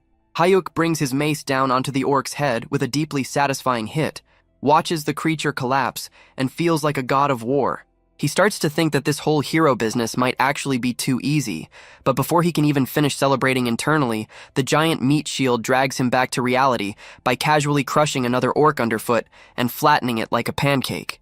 Hayuk turns toward his summons with a betrayed expression, reminding them that they had specifically agreed to let him at least secure one solo kill. The system has no interest in his complaints, though, and immediately floods him with rewards for clearing the 21st floor, including mana stones, healing potions, and yet another S++ platinum badge. Over the next few days, our hero settles into a smooth routine of rapid monster cleanup.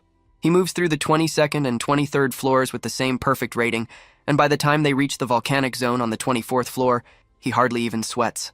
Despite the heat, the team remains unstoppable, clearing one floor a day with the efficiency of a machine that never slows down. As he gets ready for the 25th floor, Hayuk realizes that taking down only one orc at a time is starting to feel a little dull, but he knows he still has to build trust with his overly protective summons for now. While preparing in his apartment, our hero decides that it is finally time to act like a generous employer. Realizing he has not given the two of them anything since they joined him, he pulls out a high-grade rune he had collected earlier. The red-haired assassin emerges from the shadows, immediately swearing loyalty and asking whether his master needs something. Hayuk hands over the rune, which turns out to be a grade-up item capable of raising a summons tier. The assassin is so overwhelmed that he actually bites the rune to make sure it is real, his eyes nearly turning into hearts as he realizes he can finally rise to SSR rank. He is close to tears, promising that once he becomes stronger, he will protect his master even better with his new form.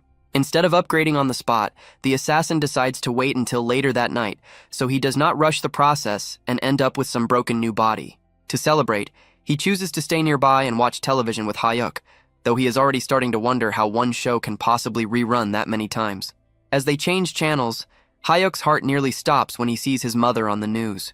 She is standing outside with a protest sign in her hands, looking like a one-woman army fighting unfair dismissal and company abuse. It turns out she had been fired from her job as a water purifier manager because she refused to apologize for a customer's unreasonable demands, and she has spent 10 straight days protesting alone while company executives mocked her from their windows.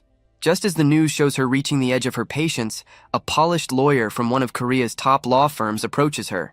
He claims to be involved in a support project for socially disadvantaged people and offers to take her case for free, even promising to deal with the media side of it as well. His mother is suspicious at first, but she chooses to commit fully to the fight for justice. Back at the apartment, Hayuk is drowning in guilt, wondering what the point of having two sons is if their mother still has to suffer alone out on the street. The red-haired assassin immediately pulls out 2 knives and offers to pay the company executives a very violent visit, but Hyuk manages to stop him from turning it into a massacre at the last moment. Our hero starts calculating how many mana stones he would need to sell to cover any hidden legal costs. But then his father calls with even stranger good news. Not only is the lawyer free, but the best hospital in the country has suddenly chosen his father for a fully funded hip surgery and rehabilitation program. Before Hyuk can even process this sudden wave of good fortune in the family, he calls his younger brother, who reveals that he has just received a huge national scholarship from the Awakened Management Department. Hyuk quickly realizes that this is not just random kindness from the universe. Luck on this level has the government written all over it. He arranges a quiet meeting with the agency's team leader, and over a meal, he goes straight to the point and asks why they are interfering in his family's lives. The team leader does not even bother pretending otherwise, explaining that if Hyuk has problems at home, it affects how he performs inside the tower. He claims this level of support is normal for elite players, but before Hyuk can push back, the man drops a new contract onto the table. It is an ultra-elite special management agreement, and as the team leader grins and suggests they sign it on the spot, Hyuk starts sweating hard. His heart is slamming inside his chest, trying to break free as he faces the captain. The man is so excited that he looks like he might shake straight through the floor, insisting that Hyuk sign the elite team contract immediately. The professional coward realizes the captain came fully prepared to trap him, but he still tries to stay calm by claiming that he lacks both confidence and talent. The captain rises with the weight of someone delivering a final judgment, questioning whether Hyuk is really trying to act modest after setting records no one has ever touched before. Hyuk has absolutely no answer for that. He knows that pretending to be humble after clearing 24 floors with SSS-level ranks only makes him look like a complete fraud. The captain is practically pleading at this point, bringing up the recent incident involving that bastard Choi. He insists that Hyuk deserves full VIP treatment and the protection that comes with elite status. Hyuk tells him to sit down while he thinks it over. For him, the biggest problem is the mandatory video recording required under elite contracts, because he has no desire to see his homicidal summons turned into online celebrities. The captain has already prepared for that concern, promising that the recordings and security arrangements can be adjusted however Hyuk wants. He offers a high-security residence and even personal guards for Hyuk's family. Just as Hyuk's resistance starts crumbling like an old cookie, the captain drops the final bribe. 2 free houses, one for his family and one for himself. Hyuk's brain nearly shuts down at the thought of free property, but he still manages to ask for a little more time so he can get advice before signing away his future. The next morning, the assassin appears looking like he swallowed a glowing purple light. He has officially advanced from SR to SSR rank, and his new aura is so bright that Hyuk's eyes can barely handle it. Hyuk tells him to tone it down before they talk about the contract offer. The assassin is unexpectedly supportive, pointing out that Hyuk is basically a national treasure walking around in human form and deserves to be treated that way. Still, he has one condition that cannot be ignored. He warns Hyuk to demand full authority over when they enter and clear floors. He refuses to let greedy management filth drag them into danger before they are ready. The assassin explains that if Hyuk simply stays alive and keeps using his random summons, he will eventually be able to call beings that go beyond ordinary human limits. Hyuk's imagination can barely keep up with that level of power, but when he checks the numbers, he sees that his next random summon is still 19 days and some extra time away. After that strategy talk, Hyuk brings out the giant meat shield. The system confirms that both barbarian tanks are now present, but the poor giant immediately starts sweating. The assassin is in full bully mode, showing off his extra 2S ranks like a kid flaunting a brand new toy. The difference between them has become so massive that the giant is actually stumbling over himself in fear, unable to even look directly at the glowing purple assassin. Hyuk feels a bit sorry for his giant tank and decides that the next upgrade will definitely go to him. They head into the 25th floor, where the mission is to wipe out 100 orcs in 10 hours. As the wave of green monsters rushes toward them, Hyuk wonders whether he can secretly steal a few kills for himself. The assassin tells the giant meat shield to move first and draw the enemy's attention, and the barbarian launches himself into the air like a massive hairy cannonball. He crashes into the ground and sends orcs flying in every direction like scattered pins. Then the assassin decides to show off the speed of his new SSR rank. He moves so quickly that it feels as if a fighter jet has shattered the sound barrier right beside Hyuk's ear. He unleashes a huge blade explosion that turns the nearby orcs into a brutal burst of fire and steel. When a few surviving orcs try to slip in behind the assassin, they realize too late that they have only struck a clone. The real assassin appears behind them with a decisive ambush skill, ending them in a single clean motion. The remaining orcs stare at him with faces that make it clear they would rather be anywhere else. The assassin only wonders why they look so miserable when the real fun has barely begun, then draws his poison daggers for another round. Hyuk realizes that if he does not act quickly, his own summons are going to leave him with nothing to gain. Even though the assassin wants him to stay safe and do nothing but survive, Hyuk grips his mace and decides he needs to become strong enough that his team will finally stop treating him like dead weight. He decides he cannot stay a burden forever. He rushes an orc, cleanly evades its attack, and drives a hard kick into its back. Drawing on his rising confidence, he unleashes the first form of his primordial thunderstaff. The strike smashes into the orc's head and leaves the monster dead with purple energy bursting from the blow. As more enemies rush in, Hyuk uses Shadow Step to move through the chaos, dodging and attacking with surprising skill. Then the system suddenly delivers incredible news. He has unlocked the second form, Scatter Falling Thunder. Overjoyed, he tests it immediately. The staff releases a blast of lightning that splits into 5 branches, wiping out a whole group of orcs in a bright area attack. The assassin watches the display with eyes so wide they look ready to fall out. He rushes over with tears in his eyes, shouting that unlocking a new skill is no excuse to ignore their strict 1 kill per floor safety agreement. Hyuk instantly starts sweating and stammers out an apology. But then the professional coward experiences a rare flash of defiance. He wonders why he is always acting afraid around his own summons.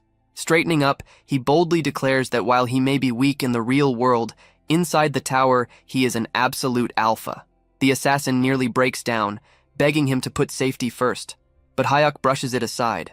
Drunk on his own confidence, he declares that he wants the orc chieftain to appear right now so he can crush its skull himself. Then he turns around and finds the orc chieftain already standing right behind him, looking like a furious wall of muscle. Our boy's whole alpha act vanishes in an instant. He drops his weapon, cries out for his bodyguard, and is immediately pulled out of danger by a very pleased, grinning assassin. Realizing he should have kept his mouth shut from the start, he points a shaking finger at the giant monster and orders his team to erase it. The summons are more than happy to obey. The giant meat shield rushes in from the front, while the assassin slips behind the distracted beast with his dirty ambush skill, bringing the boss fight to an end within seconds. System windows instantly fill Hyuk's vision. The 25th floor is cleared with an S++ rank, earning him another platinum badge. Because he has now piled up 25 of them, the system offers him a major reward. He is given the choice between trade enhancement, skill copy, a random item, or summon grade enhancement. He immediately chooses trade enhancement, knowing only an idiot would pick anything else. His status window updates and raises his simultaneous summon limit to 3, not counting himself. That means they are now a proper 4-man squad, and his next random summon cooldown is exactly 18 days away. To celebrate the victory, Hyuk treats his summons to a huge meal of spicy pork. When asked whether he can handle the heat, the assassin reacts with open confidence, acting as though being weak to spice is something beneath an SSR-ranked being. The giant happily devours his portion and says the food actually tastes sweet. Suspicious, the assassin takes 1 bite. A moment later, he is shaking on the floor and crying as the spice destroys his mouth. The giant looks up at Hyuk with bright eyes and casually suggests throwing the dying assassin in the trash and summoning a replacement. Hyuk only laughs at the betrayal. Feeling unusually confident, Hyuk decides it is finally time to tell his family the truth. He arrives home carrying expensive premium beef, and that alone causes immediate panic. His brother grabs him and demands to know where he got the money, while his mother starts asking whether he kept the receipt so the meat can be returned. His father plays peacekeeper and tells everyone to stop talking and just eat the expensive food. As he watches his family finally enjoy a proper meal, Hyuk drops the truth on them. He tells them that he is an awakened player. The table falls completely silent. His brother tells him to stop talking nonsense and eat his fruit. His mother assumes it is some awful joke, and his father asks whether he is talking about a video game. Since words are clearly not enough, Hyuk makes a quick call to the management team leader. Soon after, the whole family is standing in the lobby of an incredibly luxurious association building. The team leader formally tells his mother that her son is a precious national asset and a highly valued elite player. He then leads the stunned family upstairs and opens the doors to a huge, glittering penthouse. Hyuk gestures at the absurd display of wealth and calmly tells them that they live there now, leaving the entire family completely speechless. At the awakened management department, Juhyuk finally signed the agreement. Until not long ago, he had never imagined that he would end up accepting an elite contract. Life had turned in a direction he never expected. Team leader Guanghail apologized, saying that they could only offer an annual salary of 2 billion won because the starting pay for elite players was regulated. He added that someone like Player Ban should honestly be receiving far more. Juhiak thought to himself that even 2 billion more now sounded strangely normal. His sense of reality was starting to dull. Then he explained that it had been his own decision. He simply was not comfortable with it becoming publicly known that he was the S++ rank record holder. If that happened, his private information would be exposed as well. If his face spread across television, social media, and every other major outlet, it would become difficult even for his family to go outside. Just imagining that was awful. That was why he had not even told his family that he was the S++ rank record holder. Guanghail nodded and then asked whether his family liked the house. If anything was missing, he said they should speak freely.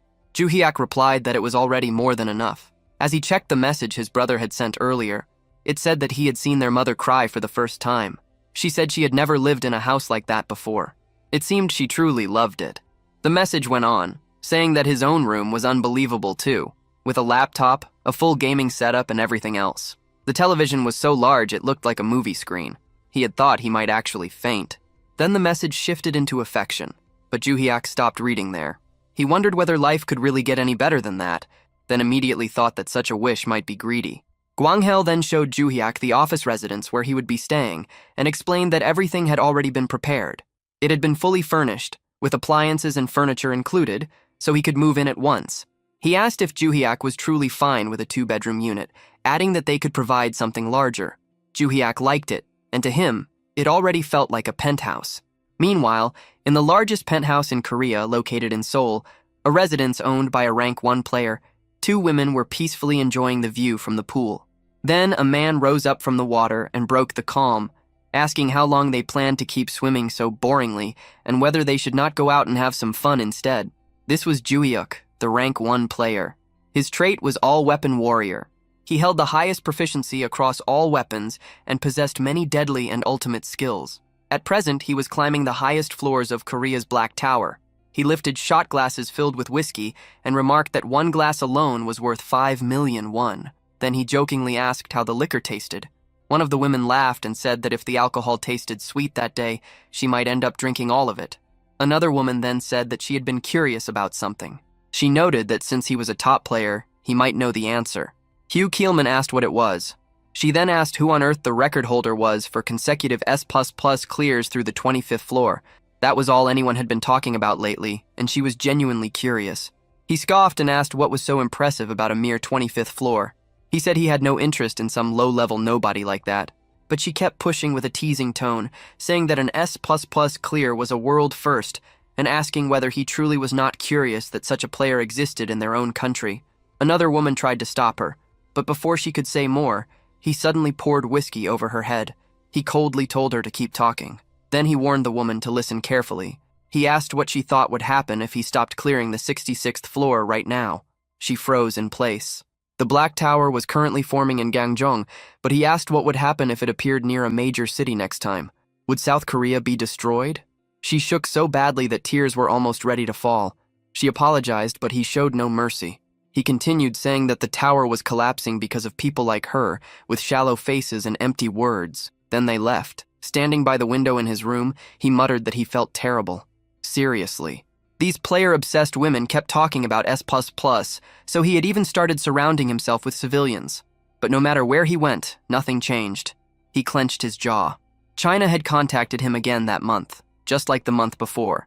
They offered 180 billion won a year, a mansion, caretakers, a private jet, and treatment equal to that of a national leader. And Japan? 200 billion won annually, a luxury mansion, and 10 personal maids willing to fulfill whatever he wanted. Yet he had stayed in Korea, clearing the 66th floor, facing the dead for months. And this was the thanks he received? People fixated on some bastard who had only cleared the 25th floor? Ungrateful trash. He wondered whether he should just change nationality somewhere else. The 66th floor was not a joke. The 60th floor marked the start of the undead zone. On the 66th floor, specter masters appeared, ghost-like beings so horrifying that simply looking at them made the body shake. Physical attacks did nothing. Only elemental attacks had any effect. Treating them like the ordinary undead from fiction was a fatal mistake. Only those who had personally experienced that suffocating demonic energy could understand. After a single attempt, 3 full days of rest were needed just to recover from the mental damage. Even with accessories, elixirs, and light element weapons earned from tower rewards, staying alive was barely possible. Clearing the 66th floor would not be possible again for a while. He let out a slow breath, changing nationality. He should not just think about it. He should move forward with it. If he suddenly switched countries, it would throw everything into chaos, right? The deadline was getting closer. The collapse threshold of the 66th floor had already passed the halfway point. In about 3 months, the countdown would begin. The only hope would be him, Hugh Keelman, the top player. But by then, he would not even be in Korea. Those fools could regret it. They could despair.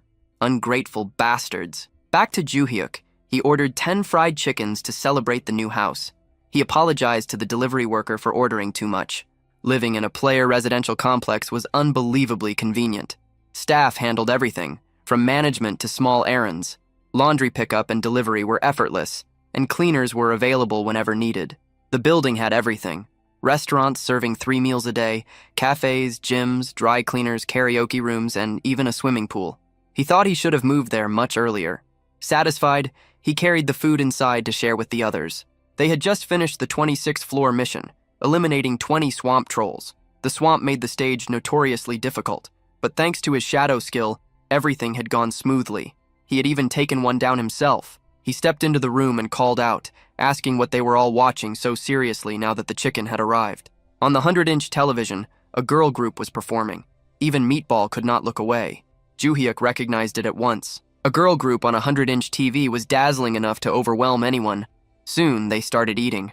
John asked whether they should head straight to the 27th floor the next day. Joo-hyuk agreed. Since they had already started, they might as well push all the way to the 29th floor. John then asked why the 29th. Joo-hyuk explained that they would repeat clears for 10 days. Then, once the random summon cooldown ended, he planned to challenge the 30th floor with a full party of 4.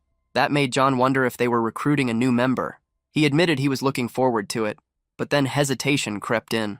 If an SSR rank summon or something even higher appeared, his place as the right-hand man might be in danger. Even so, for the summoner's safety, that outcome would probably be better. He could not make up his mind. Meanwhile, John Hyuk grinned.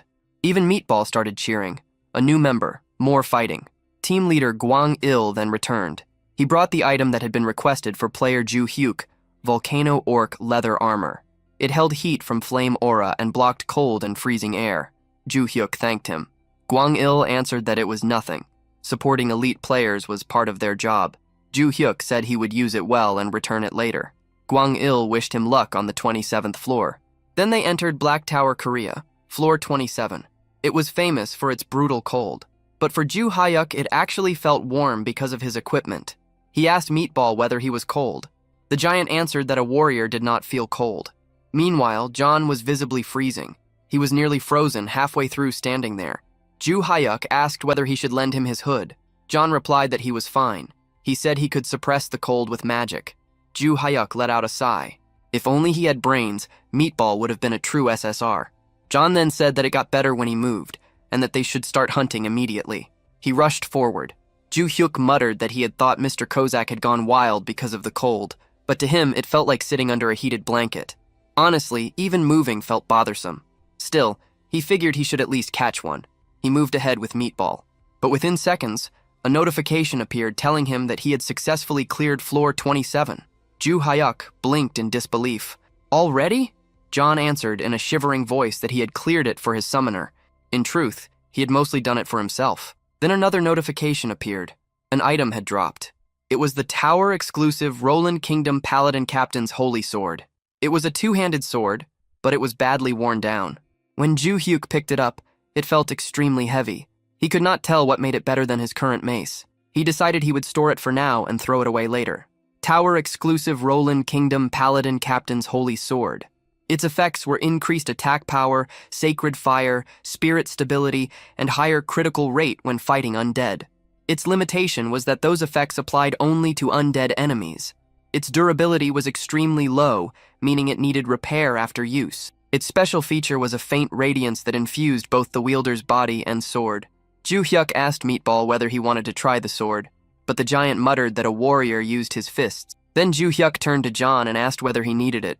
John answered casually that the gear he used was wyvern leather armor and dwarven daggers. He only dealt in top-tier equipment. Both of them were stubborn in their own way. Ju Hyuk thought to himself that selling it really might be the only option. He wondered whether he should go back to the player shop. The sword was so old that he had no idea whether it would even sell. Still, before getting rid of it, he decided he should test it once. John told him to go ahead and wished him luck. Ju Hyuk swung the sword twice, and after just those 2 swings, all his stamina was gone. John nodded and praised him, saying it was impressive, exactly as expected of Summoner Ban. But Ju Hyuk answered that he could not even lift it properly, so the praise made no sense. This man truly had no idea when to stop. Even so, John added that he had done well. After all, physical ability was limited outside the tower. Ju Hyuk then asked whether there was really no way to remove that limit. John paused for a moment before saying that it was possible. If the boundary between the real world and the tower disappeared, that restriction would be lifted. The many towers across Earth would collapse, and reality itself would become the same as the tower. And when that happened, players would be able to use their full power. He looked at him with a serious expression and said that such a thing would be a sign of coming disaster. At the Japanese embassy in Korea, located in Gwanghwamun, a call came in. The message said that the rabbit wanted to leave its old nest and move to a new one. The rabbit referred to none other than the rank 1 player, Hugh Keelman.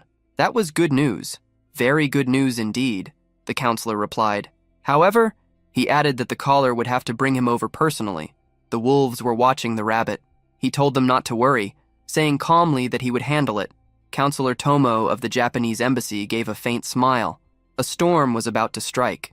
2 days later, at Black Tower in Gwanghwamun, Republic of Korea, floor 65 had been cleared. Progress stood at floor 66 with the deadline showing 92 days, 13 hours, 34 minutes, and 52 seconds. Jung-Hook felt uneasy as he remembered what John had said about it being an omen of doom.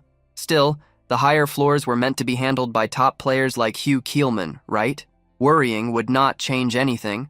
He only needed to keep climbing at his own pace. So he decided that since they had cleared the 28th floor yesterday, today they would take on the 29th. The 28th floor had been troublesome, with giant trolls attacking from the tops of enormous trees. It would have been difficult for John alone, but thanks to Meatball, they had managed it. Thinking back, Jung-Hook wondered how they had even dealt with those trees. If Meatball had only a little more intelligence, he would have been a true SSR. They had dropped from the trees like chestnuts. John had shouted a warning, and his finishing strike had been clean. But the 29th floor was different. It was infamous for its filthy plague trolls, creatures that wandered around dripping yellow pus and foul discharge. Some players had even gotten sick during their attempts. Jung-Hook decided they needed to prepare carefully, then summoned John and Meatball. John immediately announced his presence with pride, saying he was at his summoner's service. Meatball quietly said that he was there as well. Jung-Hook muttered for Meatball to please stop calling himself Meatball. Then they entered the 29th floor. Jung-Hook asked whether the two of them were really fine without masks. Meatball confidently answered that warriors did not get sick. John replied that he was SSR and that wearing a mask only made it harder to breathe and move, so he would simply accept the risk. Surprisingly, because the two of them completely ignored the disease threat, their hunting speed was even faster than it had been on the 28th floor. They cleared it quickly. Afterward, John asked whether they would be having dinner together again that day. Jung-Hook hesitated. Then he apologized. John blinked, clearly not understanding why he was apologizing. Jung-Hook unsummoned both of them and mentally cursed himself as a traitor and a terrible employer. He thought they could spit on him if they wanted. But then his thoughts turned to the new house. If plague got inside it, that would be a disaster. He looked at Meatball. The giant was huge and would spread contamination everywhere. How were they supposed to go back together like that? The next day, at the gym inside the awakened management department, a woman was doing squats with a barbell. After finishing her set, she dropped the weight. She was Nam Gun, Korea's rank 2 player, a trained swordswoman currently climbing the 62nd floor. She frowned. The dark zombies on the 62nd floor released an aura that corrupted players during battle. She could not see a way past it. She clenched her fists and wondered if this was her limit. Even if that was the case, as an elite player, she believed she had to keep moving forward until her body gave out. She drank a protein supplement. At moments like this, mindset mattered. She prepared herself for another set. But suddenly, people rushed past her. Mina was among them. Something was clearly happening. Mina quickly explained that news had just broken. A press conference was underway and Yu Keelman was speaking with a cold tone. He criticized the Awakening Management Department, saying it focused only on policy while neglecting allied teams. He declared that the future of the Republic of Korea looked bleak. Then he announced that he would leave Korea that very day and continue his career as a Japanese player. The news hit Young Hyuk like a shock. Yoo Keelman, the country's top player, was switching nationality. Team leader Gwang-il confirmed it. That was why they had urgently called him in. He carefully asked how long it would take Young Hyuk to reach the 60th floor. Young Hyuk let out a quiet breath. He had expected this question. He explained that he was currently on the 29th floor. Even if he cleared one floor each day, it would take about 37 days to reach the 66th floor. The deadline was around 90 days, so it might look possible. But realistically, it was not that simple. For difficult sections, he would need at least 10 days of preparation. And according to his contract, climbing higher floors was entirely his own decision. Gwang-il lowered his head in apology. They had just signed the contract, yet he was already asking for something this heavy. Still, the situation had left them desperate. Young Hyuk thought to himself that seeing that expression only made it harder to refuse. Even so, what seemed impossible might still be forced into reality. At that moment, the door suddenly burst open. It was Nam Gyun. She had rushed in after hearing the news from Mina. She asked immediately about light attribute items from the United States. Gwang-il shook his head. Those items were still extremely rare worldwide. She nodded, apologizing for her urgency, then noticed Young Hyuk. She realized there was a guest present. Young Hyuk froze under her gaze. Gwang-il hesitated before explaining who he was. Young Hyuk quickly bowed, saying he was only there to sell some items. For someone like him, this moment alone felt like a major achievement. He then remembered something. He mentioned that he had obtained an item earlier and offered it for her to examine since she needed light attribute equipment. He showed her the sword. She carefully inspected it and asked if she could take a closer look. Young Hyuk agreed immediately, his face flushing slightly. She examined the weapon and read its effects. Increased damage against undead and improved critical rate. Her eyes widened. She had never seen effects like that before. Then she placed her hand on his shoulder and asked him to lend it to her just this once, promising to repay him in any way. Young Hyuk froze completely. Her face was close, far too close. His thoughts stopped entirely. He could not process anything beyond how beautiful she looked.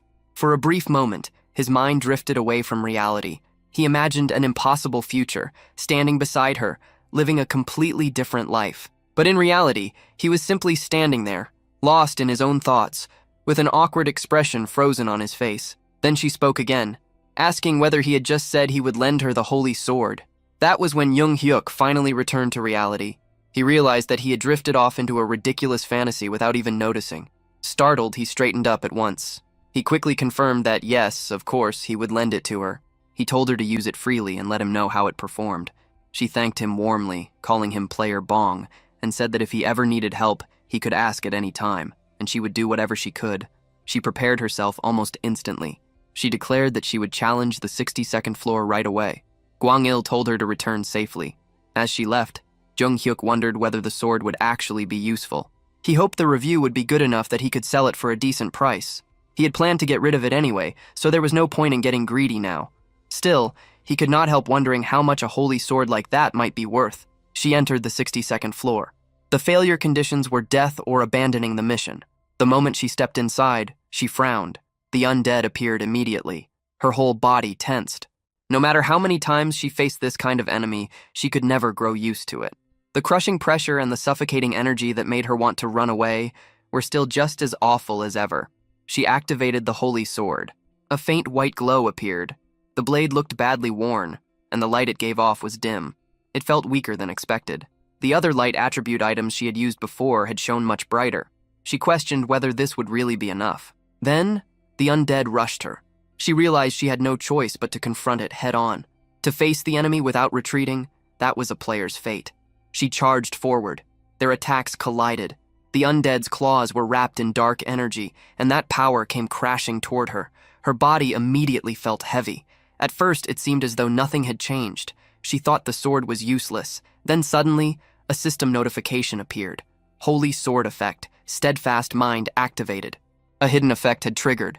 The dark aura that had entered her body was reflected and completely nullified. She froze for a moment in disbelief. Then she swung again. This time, one strike landed as critical damage against the dark zombie.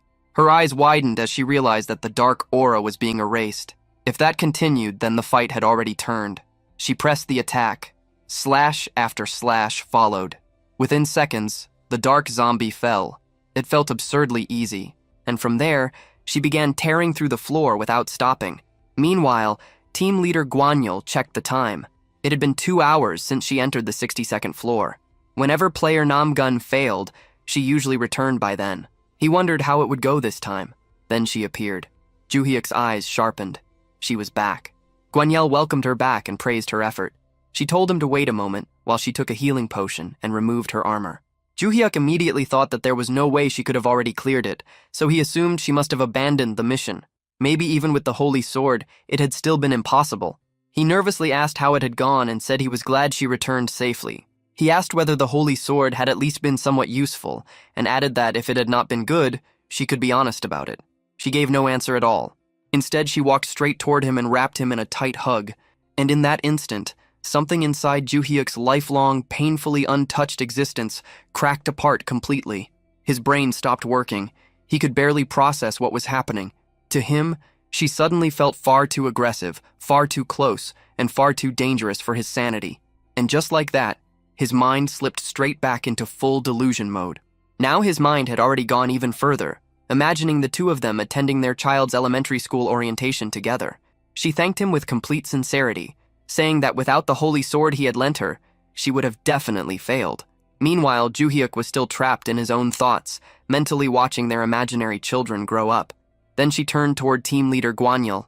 She reported that the 62nd floor clear had been a success. With more testing, she could confirm it fully, but if things continued going well, she believed that even the 66th floor might become possible with that sword. Team leader Guanyil burst with joy. If that was true, then everything had changed. In his mind, he realized that if this sword had ended up in Yu Keelman's hands instead, it would have been a disaster. That man would have kept all of its value to himself. Then Guanyil glanced at Juhyuk and thought that the more he learned about him, the more interesting he became. Gyun suddenly stepped back, apologizing because she had gotten carried away. That was when Juhyuk finally came back to his senses. It felt as if he had lived an entire lifetime inside that delusion. She explained that she had used the sword well, but the blade had been damaged in several places. Juhyuk thought that it had already been in rough condition from the start. At this rate, it would probably wear down completely after only a few more uses. Guanyil added that this was not a problem. There were skilled craftsmen in the player workshop, and with proper repairs, the sword could last much longer. Relief appeared on her face. Juhyuk then asked whether the repair costs would be high. Guanyil immediately answered that the department would cover it. Juhyuk hesitated for a moment, then asked whether they would rather buy it from him outright, since they were going to need it for clearing the higher floors anyway. Guanyil shook his head. In his view, selling it would be a mistake. Renting it out would be far more profitable while still keeping ownership. There were hundreds of towers across the world, and most countries had not even reached the 60th floor yet. That meant people would come looking for this weapon. It could be rented out for 10 billion won every single time it was used. Juhyuk froze. A rental business. Pure profit. Guanyil continued, saying that the department would even handle all the rental procedures for him. Juhyuk nodded immediately. Then he offered to rent it to the department for 1 billion won for now, while leaving room to expand globally in the future. Guanyil quickly waved that idea away and said there was no need to worry. The department would handle everything. Once all of it was settled, Juhyuk was overflowing with excitement. 10 billion won per rental. It did not even feel real anymore. This was no longer just a sword, it was a gold mine. So he declared that the day called for a celebration. He bought food for John and Meatball. John was thrilled, clearly touched that Juhyuk had personally bought it for them. Even Meatball was overjoyed, saying that no one had ever treated him this well before. Juhyuk told them to eat as much as they wanted and not hold back. He admitted that thanks to the two of them, he had made it this far. That evening, breaking news spread across Korea. The 62nd floor had been cleared successfully. A new holy sword with divine attributes had been revealed. Player Namgun had emerged as a new hope for the 66th floor. People even began forgetting Yu Keelman. And just like that, because of Juhyuk's unexpected contribution, Korea's crisis slowly started turning into an opportunity. 10 days later, Juhyuk had spent the past stretch of time repeatedly clearing the 28th floor as preparation. Now, the long-awaited moment had arrived. The cooldown on the random summon had finally ended. He washed himself carefully, trimmed his nails, and had even been fasting since the day before. He wanted the best result possible. He clasped his hands and prayed for something incredible. SSR. No, even better. LSR. Legendary super rare. John smirked and told him not to worry, saying it would turn out fine. Surely they would not end up with another summon like Meatball. Meatball immediately reacted to that. Juhyuk replied that there was nothing wrong with Meatball. After all, he had helped them clear so many floors already. John let out a sigh. Then he looked at Meatball, and the giant only smiled brightly. He told her not to smile like that again because it was unsettling. Then he forced himself to focus. Juhyuk called out for the random summon, praying that the result would be a high grade. A light appeared. A figure began to take shape, and it looked like a woman. It was a female summon. The light slowly faded, and she stepped forward with calm grace. She thanked him for summoning her and humbly greeted Master Ban. Her name was Giant Dao Rei. All three of them were stunned. She was clearly extraordinary, and the shock in the room spread instantly. Juhyuk asked what they were supposed to do now. John could only repeat the same question. Then the girl suddenly summoned a sword along with shaman bells. She declared with solemn resolve that although she might be lacking, she would devote her life to serving Master Ban. Juhyuk blinked at the sight of the sword and the bells. Was she really a shaman? Then her eyes sharpened, and her tone turned cold. She snapped at the others, demanding to know why they were staring at her like that. She asked how they dared look at a maiden with such greedy eyes, and warned that if they had any improper thoughts after seeing her beauty, they would not escape divine punishment. John flinched and tried to brush it off, claiming he had only been curious. She immediately shut that down and called him a liar. Juhyuk looked completely confused. He had no idea what kind of situation he had just summoned into existence. He quickly tried to interrupt and calm things down, but the moment her gaze turned toward him, her entire expression softened. She told him that he could look as much as he wished and simply sit back and enjoy the sight. Juhyuk froze. Was there seriously not a single normal summon among his followers? Still, SSR was an enormous win. She matched the rank of his strongest existing summon. Then another thought hit him. Were there different levels even among SSR summons? He checked her details. Name, Giant Dao Rei. Grade, SSR Super Special Rare. Type, Priestess. Affiliation, Imperial Shrine of the Heavenly Empire. Manifestation duration, 5 hours. Cooldown, 3 hours after dismissal. She was described as a strict, solemn, and commanding high priestess, the kind of person who killed the mood the moment she entered the room. Then suddenly, Juhyuk was dragged into her memories. He saw a vast empire. She had once been the princess of a great nation. From childhood, she showed deep interest in shamanism and eventually rose to become the empire's high priestess. After her father died, her younger brother took the throne, but he was soon murdered by their uncle, who stole the crown for himself. Consumed by fury, she swore revenge. She carried out a forbidden ritual, a death curse. Her uncle prepared for it, even sacrificing others to redirect the curse away from himself. But she was no ordinary shaman. She had been taught directly by the gods of the empire. Once her ritual was complete, nothing could endure her power. Her revenge succeeded. But using such a curse for personal vengeance was a violation of the natural order. The backlash consumed her, and she died young. Juhyuk returned to himself and immediately understood more. That explained her nature, her severity, and the force in her personality. It all fit. He then asked her a careful question. She answered that she was honored and told him not to hesitate. He asked who had founded the Chang Empire. She answered without the slightest delay. It had been the great King Jianlong, the ruler who defeated the wicked Wang and Kim clans and expanded their territory all the way to Goryeo. He had been a great ruler who changed the nation's name from Baekje to Chang. Juhyuk asked if that meant the giant founder of later Baekje was the one she was referring to. She slowly nodded and confirmed it. Then Juhyuk fell into thought. A parallel world. In her world, later Baekje had unified the three kingdoms instead of Goryeo. Kozak had once mentioned that his previous world also resembled modern Earth. Juhyuk kept thinking. The history before the three kingdoms matched what he knew. It seemed that history had split off exactly around that era. It was fascinating. No wonder she carried herself that way. She had literally been a princess. Then suddenly, another thought hit him. He had been fasting since the day before for the summon. Now that everyone was gathered, maybe they should eat some ramen. John agreed immediately and asked for a mild one. Then Juhyuk turned to Jian and asked about her choice. She hesitated, feeling that being picky about food went against proper conduct. Meatball said everything sounded amazing. John added that anything made by Master Bong was the best. Ju Hyuk smiled and said he would make it quickly, telling them to just grab a large bowl. Then Jian suddenly exploded. She demanded to know how they could act so shamelessly when they were merely summons. She said they deserved a beating and told them to get lost immediately. How could they allow Master Bong to prepare food with his own hands? Her sudden outburst startled Ju Hyuk. John protested, saying that they were the same rank, so he could not understand why she kept talking down to them. But Jian stepped forward with overwhelming authority. She said she had tried to stay reasonable, but now it seemed she would have to curse them just to make them understand. John immediately backed away. A curse was not something he wanted anywhere near him. In the very next moment, they were all in the kitchen. John declared that he would make the ramen. Even Meatball ended up struggling with the pot. Ju Hyuk let out a sigh. A crazed assassin and a savage warrior. Apparently, even these death-defying lunatics still had things they feared. After the meal, Ju Hyuk asked if they should head to the tower. Jian declared that this maiden would serve him with complete loyalty and that he only needed to give the order. Then they entered the 30th floor. Ju Hyuk thought that Jian joining them might actually be a good thing. Kozak was completely intimidated by her now, so maybe that would force him to behave. John warned him not to act carelessly.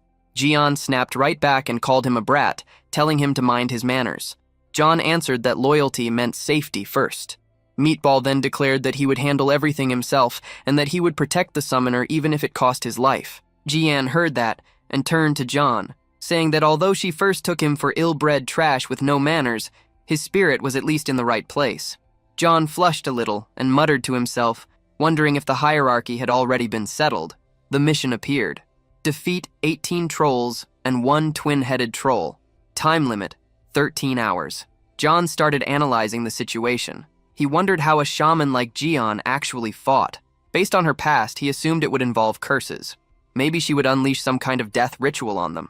Then Jian suddenly summoned speakers. Normally, she explained, she would need a master drummer, but since she was alone, she had to make do with another method. Then she began the ritual. She declared that the god's protection was with Master Bong and ordered the wicked spirits to disappear. Divine energy spread across the battlefield. Meatball's body swelled with power, and his skin turned hard like steel. Even the troll's attacks could not leave a mark on him. With a single swing, he erased more than 10 trolls at once. Jong Hyuk's senses grew sharper.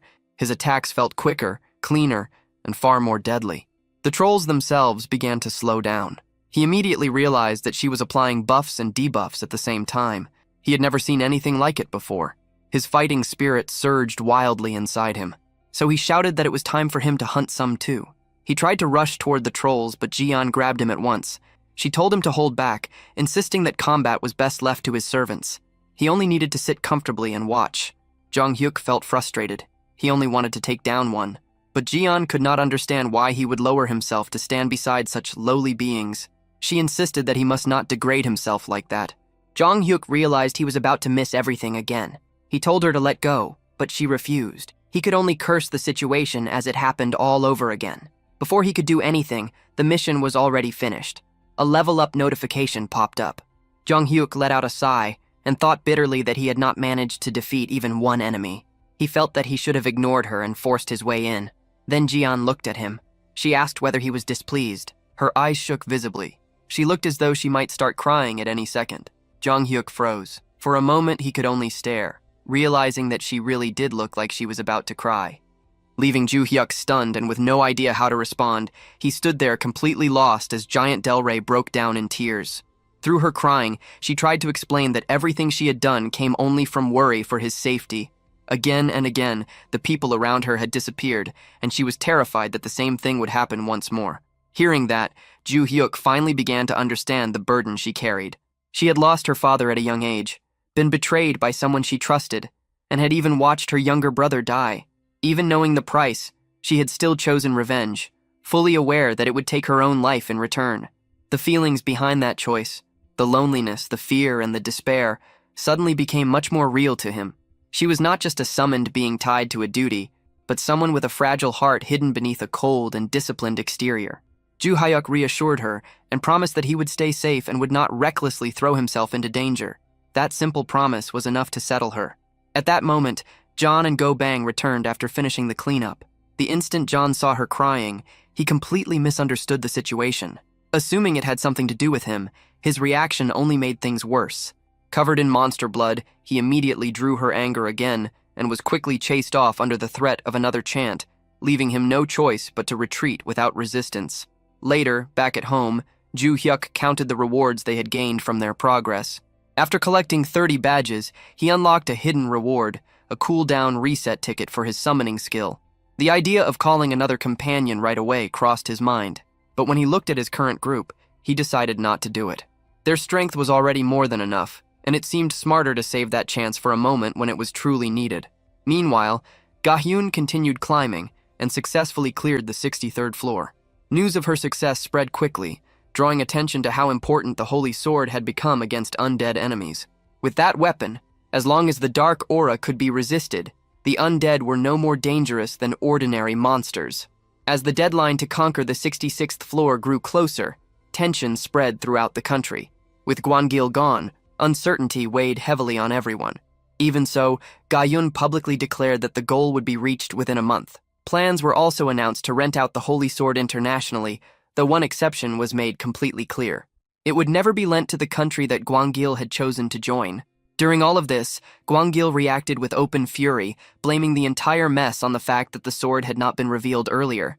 At the same time, pressure from higher authorities forced him to speed up his own climb, pushing him to challenge the 57th floor immediately and even appear on television to calm public opinion. His frustration only deepened, and he became set on finding the owner of the Holy Sword and making that person pay. As the news spread across the internet, speculation over the sword's owner exploded. Seeing all the praise aimed at that unknown figure, Ju Hyuk could not help feeling a quiet sense of pride. Behind him, the others could only watch in silence. Not long after, a delivery arrived. It was the high-end ice cream Ju Hyuk had impulsively ordered. Deciding to treat everyone, he handed it out. As usual, he took the first bite himself, a small habit that had formed ever since Giant Delray joined them. Go Bang and John immediately gave in and ate without restraint, while Giant Delray at first tried to keep her dignity, criticizing their poor manners. But the moment she tasted it, that composure fell apart. The sweetness caught her completely off guard, and even she could not hide the reaction. She tried to recover her pride afterward, but it was obvious that she had been affected just as much as the others. Once they finished, she thanked Ju Hyuk and then brought up a request. Before her summoning time ended, she wanted to perform a ritual to draw good fortune toward him and drive away misfortune. When asked whether there was anything troubling him, John immediately brought up Gwangil and retold everything that had happened. The moment Giant Delray heard the story, anger rose inside her. She declared that such a person should not go without punishment and asked for an item that had once belonged to him. Ju Hyuk refused at first, worried about what might happen if she used another dangerous curse. But she explained that this would not be a death curse. It would be a karmic ritual, something that would only speed up the natural consequences of his own actions. She assured him that it would not harm her, and after hearing that, Ju Hyuk agreed.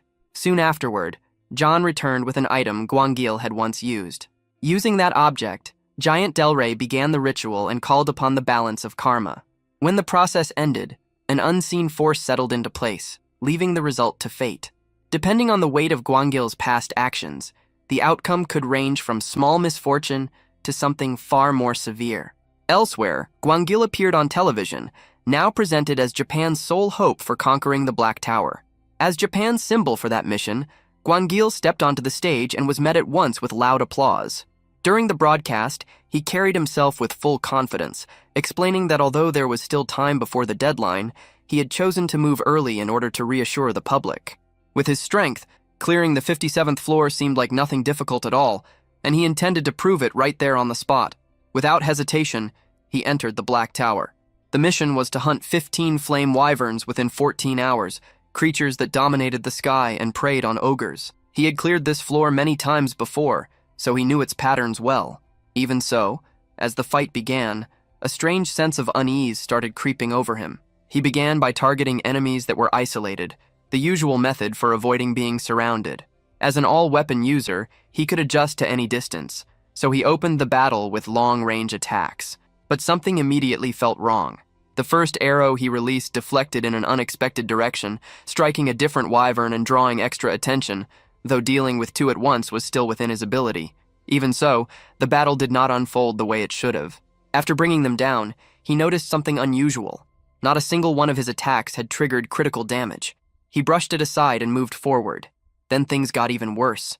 A sudden sneeze ruined his aim, sending an arrow straight into a cluster of wyverns. At once, 3 of them focused on him and launched a coordinated assault. Even stranger, all 3 released dragon breath at the same time, something rarely seen because of the burden it placed on them. Forced into a desperate corner, Gwangil brought out his strongest skills and barely survived the clash.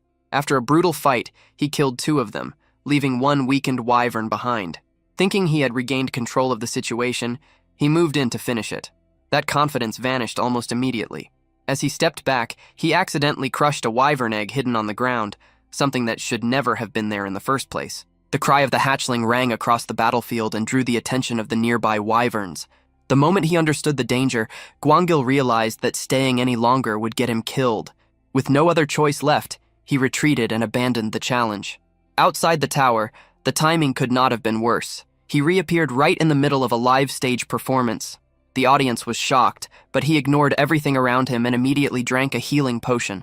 Even with the crowd erupting around him, he showed no reaction and walked away in silence. News of his failure spread across the world at once. Public opinion turned vicious, and he quickly became a target of open ridicule. At the same time, Ju Hyuk continued climbing and cleared the 31st floor. But once again, he had failed to join the fight himself, and that left him deeply irritated. Meanwhile, Gayun kept advancing at an incredible pace, breaking record after record thanks to the power of the Holy Sword. Elsewhere, discussions about the sword had already begun in the United States. Since their own deadline was still secure, their attention shifted away from urgency and toward strategy. They decided to delay negotiations and use Japan's growing desperation to squeeze out the highest possible profit, planning to wait until the pressure reached its peak before acting. Then news spread that Chow Min had failed the same floor twice in a row. As a result, he had completely vanished from public life, unable to even step outside his own home. All across Japan, public opinion had turned against him, and a clip of his humiliating collapse spread everywhere, making his situation even worse. Bong Joo-hyuk thought about it and felt that Chow Min was simply facing the result of his own choices. There was some curiosity over whether that curse would last forever, but it was understood that it would not. Once the balance of his actions was restored, the curse would naturally fade away. Even so, although he believed it was deserved, Bong Joo-hyuk still felt a small trace of pity for him. Then his attention shifted, and his energy returned. It was time to challenge the 32nd floor. Cossack prepared himself with a short warm-up, eager to push his efficiency in combat as far as possible. Meanwhile, Mikasa stayed calm and ready as always. At the same time, Meatball was visibly thrilled, practically shaking with excitement at the thought of hunting monsters again. Before they headed out, Bong Joo-hyuk suddenly stopped and said that he had something important to discuss with Mikasa.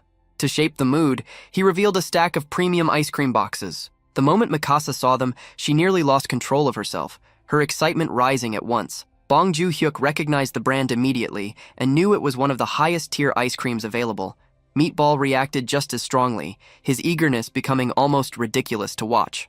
Bong Joo-hyuk found Cossack's knowledge of the brand a little strange, but he let it pass and told both Cossack and Meatball to leave the room so he could speak with Mikasa alone.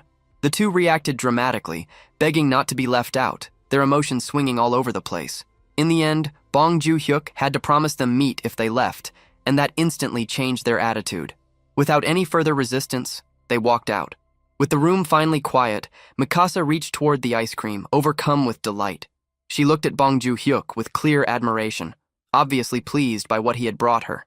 But he shifted the conversation and questioned whether it really made sense for someone like him to contribute so little in battle. Determined to change that, he declared that from that point on, he would personally hunt several monsters himself. Mikasa tried to negotiate, aiming to limit his involvement for the sake of his safety. After going back and forth for a while, they reached a compromise. Bong Joo-hyuk would kill 3 monsters per floor. With no better option left, Mikasa accepted the condition. Soon after, they entered the 32nd floor. The mission there was to eliminate Stage 2 Minotaurs. Bong Joo-hyuk explained that Minotaurs appeared from the 31st to the 35th floors, with their stage rising on each level. The environment on those floors suited them perfectly, allowing their bodies to grow larger and larger. While Meatball stood at about 3 meters, the king of those creatures could reach 6 meters in height. Even the Stage 2 Minotaurs standing before them now were around 4 meters tall. Their sheer size alone was enough to shake anyone. Seeing such a huge enemy from up close, Bong Joo-hyuk felt doubt creeping in. After pushing Mikasa to let him fight, backing down now would be humiliating. Just as hesitation started to settle in, Mikasa activated her support magic from behind. Her spell strengthened Bong Joo-hyuk and his summons at the same time, while also slowing the enemies. Encouraged by that silent support, he looked around. Meatball was already holding his ground and had brought down several minotaurs. Cossack stood nearby, ready to step in at any moment if things went wrong. Realizing he was not alone, Bong Joo-hyuk gathered himself and moved toward his target. The minotaur attacked first, trying to crush him with force, but Bong Joo-hyuk pushed ahead, using Shadow Step to slip around it. At the right moment, he activated the third form of his primordial thunder staff, Falling Thunder Flash, and drove the attack straight into the creature's head, bringing it down in one clean strike. He thought about how repeated floor clears had allowed him to unlock that new form. Its speed and power were on a completely different level, though the cooldown was longer. Despite the fear he had felt at the start, he managed to keep his promise and defeat 3 monsters himself, while Cossack and Meatball cleaned up the rest. Once again, the floor ended with an S++ rank, earning him another platinum badge. The following day, attention turned to Anya, who had just returned from a higher floor. When asked about her progress, she described the 65th floor as extremely difficult. At first, it sounded as though she had struggled badly, but it soon became clear that she had still cleared it in only 6 hours. Everything was moving according to plan, and after a short rest, she intended to challenge the 66th floor. Elsewhere, officials gathered for a meeting to discuss the situation. Even though Chow Man's failures in Japan did not directly affect Korea, unease still remained. After a long discussion, one conclusion was reached. The 66th floor had to be cleared at any cost. Doing so would buy them another 6 months. There was confidence that Bong Joo-hyuk could reach the 60th floor within that time, allowing him and Anya to join forces on the upper floors. Still, one concern remained. People began to worry about whether Bong Joo-hyuk's holy sword would last that long, considering how badly its condition had already started to decline. Even with that concern, trust in his ability remained strong. People compared him to other top players and kept reaching the same conclusion. Bong Joo-hyuk was exceptional, possibly even beyond them. His streak of consecutive S++ clears had already broken all previous standards. Then, at that very moment, another update came out and pushed that record even further. He had now reached 33 consecutive S++ clears. That only strengthened the belief that he would become one of the nation's most important players. Later, Bong Joo-hyuk examined a perception-blocking talisman. Its effect allowed his summons to appear as harmless creatures in the eyes of others. To normal people, they would still seem ordinary, and even powerful figures from the past had once used tools like this. When he tested it, he realized it worked perfectly, even on Meatball despite his huge size. No one showed fear. Then a notification appeared, informing him that 1 billion won had been deposited into his account as a rental fee for the sword. Realizing that Anya had kept making progress with it, he figured that even more money would follow soon. The thought of that kind of wealth pulled him into a brief fantasy about living in complete luxury. Later, he went outside with his summons and watched how ordinary people reacted to them. One passerby even found Meatball cute, seeing him as a harmless little creature because of the talisman's effect. That confirmed the item worked flawlessly. Satisfied, Bong Joo-hyuk decided to treat his companions to an expensive meal. Even though the restaurant prices were outrageous, he told them to eat as much as they wanted. They showed no concern for the cost and enjoyed everything without restraint. The next day, reality hit him hard. The final bill was enormous, leaving Bong Joo-hyuk staring at it in disbelief. Even so, he forced himself to move past it and turned his attention back to the next goal, clearing another floor. Before long, they arrived at the 34th floor, where the mission was to defeat 20 Stage 4 Minotaurs. The moment Bong Joo-hyuk saw one, he was hit by its overwhelming size. It stood around 6 meters tall and completely dwarfed him. Fear crept in as he wondered how he was supposed to kill something like that. He quickly came up with a plan. First, break its balance by attacking the legs, then finish it while it was unstable. But uncertainty still remained. At that moment, Cossack stepped forward and offered support. On the condition that Bong Joo-hyuk would fight only one monster, he agreed to help. With that settled, Cossack coordinated with Meatball. Meatball took position to assist, planting his stance properly this time. Bong Joo-hyuk understood the plan. He would use Meatball's raw strength to launch himself high into the air. Trusting his team, he ran forward and jumped onto Meatball's hands. With a powerful shove, he was thrown high into the air, but the force was far greater than he had expected. He shot upward out of control, lost his balance in midair, and then began falling faster and faster. Panic hit him, But at the final moment, he activated Shadow Step, slowing his fall and regaining control. In that instant, he felt that something had changed. His movement had become lighter, almost as if he could walk through the air itself. The moment he recognized that shift, he understood that his skill had evolved. He gave this new ability the name Shadow Walker, reflecting its power to let him move freely even in midair. After landing safely, he was filled with excitement at having unlocked yet another skill. The next moment showed Ju Hyuk using Shadow Step through the air itself, leaving his other 3 summons completely stunned. Ju Hyuk remembered something from the past, when his captain had once said that someone had been seen performing shadow steps among the clouds, a story he had never believed. But seeing Ju Hyuk now made it clear that such a thing was truly possible. Ju Hyuk moved closer to the Minotaur, while thinking that he might be traveling too fast, and he questioned whether he could even aim properly at that speed. In the end, he decided there was only one way to know. He then activated the 3rd form of his Primal Lightning Staff, Falling Thunder Flash, and with a single strike, the Minotaur was knocked out instantly. Ju Hyuk felt proud when he realized he had managed to land safely by using the recoil from the attack, though a brief unease followed as he wondered whether he had nearly lost control in the process. His 3 summons stared at him in admiration and praised him openly, describing his talent as blinding and saying that even they could not reproduce something like that. They admitted that their summoner deserved to be called a warrior and showed deep respect, even while continuing to urge him to be careful. One of them added, while pretending to stay calm, that even she had felt her hair rise from worry. Ju Hyuk admitted that he had also been shaken, but somehow he had still managed to pull it off. The summons then immediately moved to finish the remaining Minotaurs, tearing through them without hesitation. A system window informed Ju Hyuk that he had successfully cleared the mission on the 34th floor, gained a level, received 3.4 kilograms of mana stones, and obtained a summon grade-up rune. Ju Hyuk was stunned when he realized that a summon grade-up rune had dropped as an ordinary reward rather than a special bonus, and it felt to him like hitting the jackpot. Another system message confirmed an S++ clear rank for the 34th floor of the Black Tower in Korea, granted him a platinum badge, unlocked the 35th floor, and then removed him from the tower. After returning home, Ju Hyuk praised all of his summons for how well they had performed. Then, in a private moment, he quietly asked Cossack whether an SSR summon could be raised to LSSR by using the grade rune. Cossack denied it without hesitation, explaining that the rune could only raise a summon as far as SSR. Not long after, Meatball was called over for dinner by Dal Rey.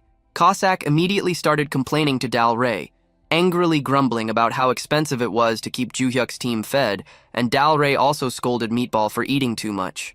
Meatball became visibly upset and promised that he would eat less from now on. Ju Hyuk ended up feeling sorry for him and handed Meatball a grade-up rune to help him rise in rank. Meatball thanked him through tears and threw himself into a tight hug, accidentally pressing his chest hair into Ju Hyuk's face, which filled him with disgust. The scene then shifted to the Chinese Special Information Department, where Xiu Jun, the deputy director, called in a section officer and demanded to know why there was still no news about clearing the 59th floor.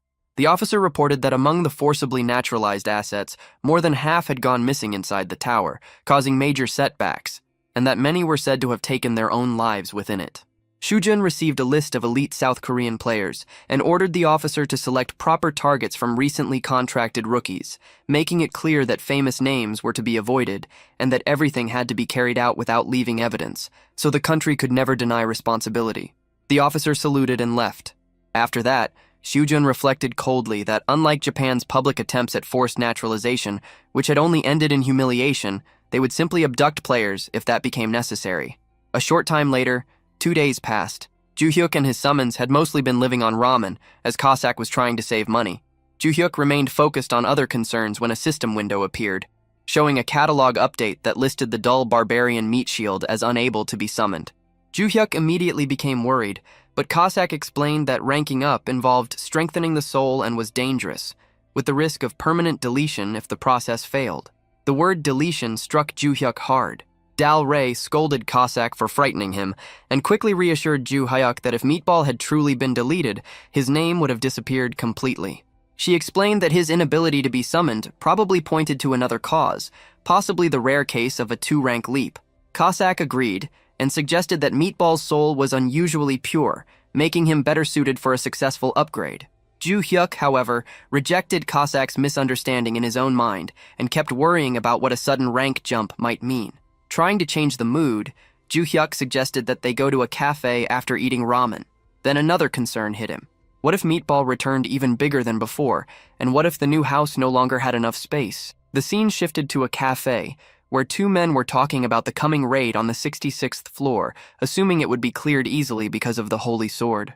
One of them openly expressed admiration for a hero named Nam Gi-eun. The other immediately rebuked him for speaking of her without proper respect. Ju Hyuk, moving through the area like any ordinary passerby, stepped in and, without anyone noticing, ended up embracing Nam Gi-eun by accident. The cafe drinks and desserts soon arrived, and everyone enjoyed them together. At that moment, Gwangil called Ju Hyuk to congratulate him on his record-breaking streak of consecutive S++ clears. He then brought up the penthouse that had once been used by Yuchi Alman, offering to transfer it to Ju Hyuk for free as a gesture of gratitude for renting out the Holy Sword at such a low price. Ju Hyuk was caught off guard and asked for time to think before ending the call. Cossack asked who had called, and Ju Hyuk reminded him about the house they had visited earlier. Cossack admitted that it had been magnificent, while Dal Rey agreed that a place like that suited Ju Hyuk's position. Cossack warned him not to trust free gifts, insisting that nothing in life ever came without a price, while Dal Rey encouraged him to accept it as a fair reward for everything he had already contributed. Ju Hyuk remained torn, thinking about how accepting such a gift could make it much harder to refuse future demands from the management department. In the end, he decided that he would buy the house instead. His summons praised that choice. But the moment he checked the price, Ju Hyuk discovered that it was 20 billion won, not the 2 billion he had expected. That left him frozen in place. Cossack asked what had happened, and Ju Hyuk quietly decided that they should leave. As they walked out of the cafe, the summons talked among themselves about how they might not need such a huge home after all. They brought up the trouble of cleaning it, the cost of maintaining it, the long walk to the bathroom at night, the bugs that would gather in the garden, and all the other inconveniences. In the end, they concluded that being with Ju Hyuk mattered more than living in a large place, and they praised his judgment as brilliant. Then, at that moment, two suspicious men entered the cafe carrying the smell of weapons, blood, scars, and gunpowder with them. Cossack immediately recognized them as the same kind of people as himself, and silently marked both of them for tracking. Ju Hyuk called for Cossack and told him they were heading home. Cossack decided internally that, for now, he would keep the situation hidden from his summoner, and the scene ended there. The scene shifted to the Awakener's Management Administration, where Nam Ga-eun sat in silence, fully absorbed in image training inside her own mind. In her thoughts, she reviewed how the Holy Sword was vital for neutralizing the dark aura of the undead. Even so, she firmly decided that she could not depend on that weapon alone. Her mental training played out clearly, throwing endless enemies at her, including dark mummies, dark zombies, dark skeletons, dark ghouls, and even a full undead army. She had already cut down hundreds of them to reach her current level, strengthening her resolve and sharpening her senses. As the intense image training came to an end, Ga-eun prepared to leave. Her superior addressed her formally, wishing her luck and telling her to stay careful. Mina also voiced her concern, supporting her with clear worry on her face. With their encouragement behind her, Ga-eun moved toward the 66th floor of the Korea Black Tower, her focus unshaken as she entered the battlefield. Soon, a skeletal monster appeared in front of her, and without delay, she rushed straight into combat. Hours passed through a brutal struggle, and after 10 exhausting hours, Ga-eun finally came out of the tower. Her body was drained, her breathing was rough, and the fatigue was obvious. Mina hurried toward her in panic, but Ga-eun reassured her with a faint smile and a thumbs up, silently showing that she had succeeded. At that moment, a system notification appeared, confirming that the 66th floor of the Korea Black Tower had been cleared. The screen showed detailed information about the location in Gangwon-do, Republic of Korea, the cleared floor, the progression to the 67th floor, and the updated time limits. Hearing the news, Mina excitedly informed Gwangil and their superior, who were overwhelmed with joy. The boss immediately ordered a press release to be sent out without delay, fully understanding the scale of the achievement. The news spread quickly through the media, announcing that South Korea had successfully cleared the 66th floor of the Black Tower. Special broadcasts followed, and the public reacted with huge relief and admiration. Many said they had been holding their breath for 6 months and could finally sleep without fear.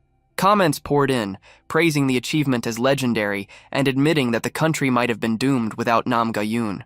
Others called her South Korea's new rank one, saying that real heroes were the ones who quietly held the line. The story of sacrifice and loyalty struck the public deeply. People compared her to those who had fled during the crisis, contrasting them with Gayun's unshaken dedication. Emotional reactions spread as viewers admitted they had cried while watching her enter the battle alone. Calls began demanding national support for her, celebrating her achievement along with the Holy Sword Dungeon. During her interview, Gayun humbly credited her success to the support of the citizens, rather than taking all the credit for herself. She also gave sincere thanks to the owner who had lent her the Holy Sword, showing her modest nature despite the massive praise surrounding her. Meanwhile, Jae-hyuk watched the broadcast on television while speaking with Gwang-il on the phone. He had already expected her to succeed, and he felt relieved that the 6 months they gained would give him enough time to climb higher floors at his own pace. After ending the call, he found himself restless, filled with a strong urge to move. He wanted to enter the 35th floor soon, but his progress had been delayed because of Go-bang's condition. Then, a system notification suddenly appeared, showing a catalog update for Savage Meat Shield. Jae-hyuk noticed that the restriction blocking the summon had vanished. Without hesitation, he summoned Meatball, also known as Go-bang. As the summoning finished, Jae-hyuk eagerly wondered whether the result would be SR or SSR rank. The system confirmed that Savage Meat Shield had been successfully called through designated summon. Jae-hyuk welcomed Go-bang back, but his expression quickly shifted into shock when he saw the transformation. Go-bang was no longer the same huge and bulky figure. Instead, he looked fit, muscular, and shockingly handsome, with a sharp body and clear 8-pack abs. Go-bang thanked him, saying he had been afraid he would never return, and that he was deeply grateful to be summoned again. The system displayed his updated catalog, showing that his rank had risen to SSR. He was now classified as a savage warrior, with detailed stats including manifestation limits, satisfaction rating, and cooldown time. Soon after, Dalry and Cossack were summoned as well. They greeted Jae-hyuk with respect, but both froze when they saw Go-bang's new appearance. Cossack, confused and uneasy, questioned whether their existence had been exposed to another person. Jae-hyuk explained that the transformed warrior was none other than Go-bang himself. Their disbelief was clear. As Cossack struggled to accept it, Jae-hyuk congratulated Go-bang on his reinforcement, noting that the sharp rise in rank had changed his body completely. To confirm his identity, Jae-hyuk asked Go-bang to recite the 3 laws of the summoned. Go-bang tried to answer, but failed to remember them properly, which reassured Jae-hyuk that despite the new appearance, it was definitely the same Go-bang. With Go-bang back, Jae-hyuk suggested entering the tower again for a farming mission. The team agreed and moved to the 34th floor of the Korea Black Tower. When they arrived, they faced massive demons. Go-bang stepped forward, saying he would take the lead. Jae-hyuk hesitated, worried about his new form, which now looked smaller compared to his former towering size. Jae-hyuk suggested that Go-bang should receive buffs from Dalry and work together with Cossack, but Go-bang refused, saying he wanted to test his evolved strength on his own. Trusting his resolve, Jae-hyuk reluctantly agreed, while telling Cossack to stay ready in case intervention became necessary. Go-bang then let out a thunderous shout, drawing every demon's attention at once. Jae-hyuk grew alarmed, thinking it would have been smarter to fight them one by one. But then Go-bang transformed again, growing even larger than before. His size now rivaled a minotaur's, reaching a massive scale that stunned everyone there. What followed was pure, overwhelming force. Go-bang fought the entire group of demons alone, showing incredible toughness and destructive power. His once reckless style now looked controlled and terrifying. Jae-hyuk watched in awe, even joking that he should have brought popcorn to enjoy the show. Cossack, however, reacted with irritation, complaining that Go-bang's power had been boosted far more unfairly than his own rune upgrade. Dowry scolded him sharply for that attitude, reminding him that Go-bang's increased strength meant Jae-hyuk would be safer. Realizing his mistake, Cossack apologized, clearly ashamed. Jae-hyuk then stepped in, softly asking Dowry to treat Cossack with more respect. Constant harsh words were unnecessary and made things uncomfortable. Dowry accepted the correction and sincerely apologized to Cossack, even taking his hand as a sign of goodwill. The reconciliation relieved Jae-hyuk, who wanted the group to stay united. Meanwhile, Go-bang kept fighting fiercely. At one point, he was struck from behind, making Jae-hyuk panic for a moment. But Go-bang answered with even greater force, completely overpowering the demons. His performance went far beyond anything he could do as an R rank, proving just how much he had grown. Soon after, a system message confirmed that the 34th floor mission had been cleared successfully. Go-bang returned to his refined human form and calmly stated that the 34th floor had been far too easy for him. There was no arrogance in his tone, only quiet certainty backed by overwhelming strength. The energy still hanging in the air made it clear that he had not even gone all out. Even the system's presence felt strangely subdued, as if recognizing his dominance. Gobang expressed a desire to challenge stronger floors and keep fighting without end. Jae-hyuk, impressed and excited, declared that S++ clears would no longer be a problem. With renewed confidence and determination, he decided to climb quickly toward higher floors, moving forward together with... The next scene showed Dalry, Jae-hyuk, and Meatball sitting together while eating. Jae-hyuk looked at Meatball and smiled, thinking that with his increased firepower and a more compact SSR form, things felt satisfying in many ways. However, despite the change in appearance, Meatball still ate like a wild animal, throwing food everywhere.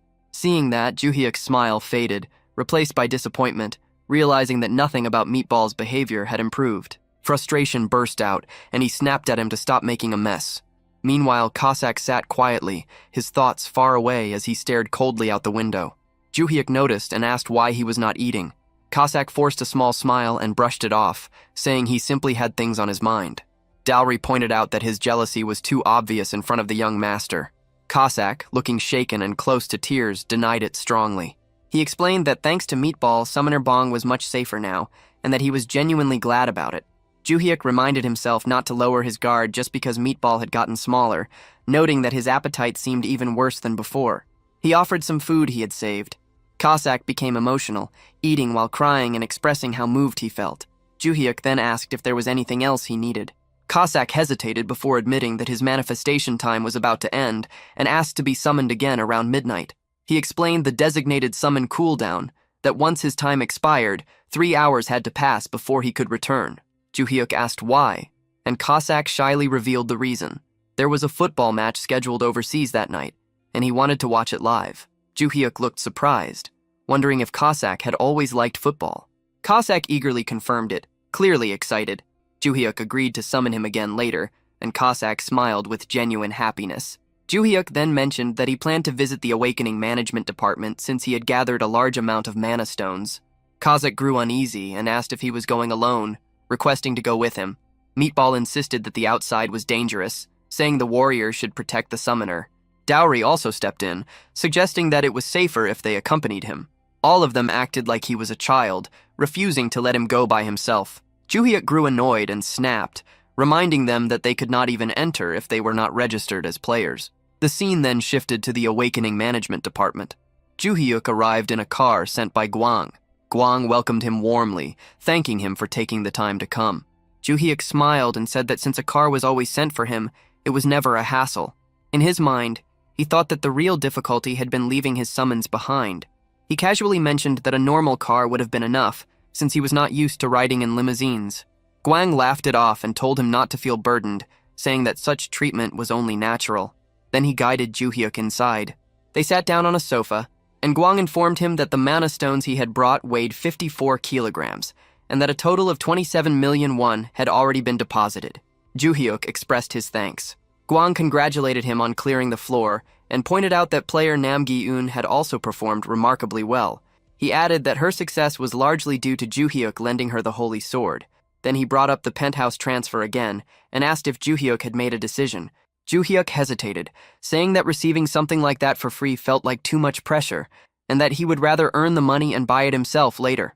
Gwang insisted that the offer would remain open, stating that the penthouse would be kept vacant for him, making it clear that he was determined to give him the property. Jae-hyuk felt a quiet sense of guilt, thinking about how far they were going for him. Gwang then shifted to a more serious topic. Jae-hyuk asked what it was, and Gwang explained that it concerned player Gerald Watson, who was scheduled to visit Korea in a few days. Jae-hyuk recognized the name immediately. Gwang explained that Gerald Watson was a world-famous player, a magic swordsman, and currently the highest-level player in the world. Jae-hyuk wondered why this was being brought up.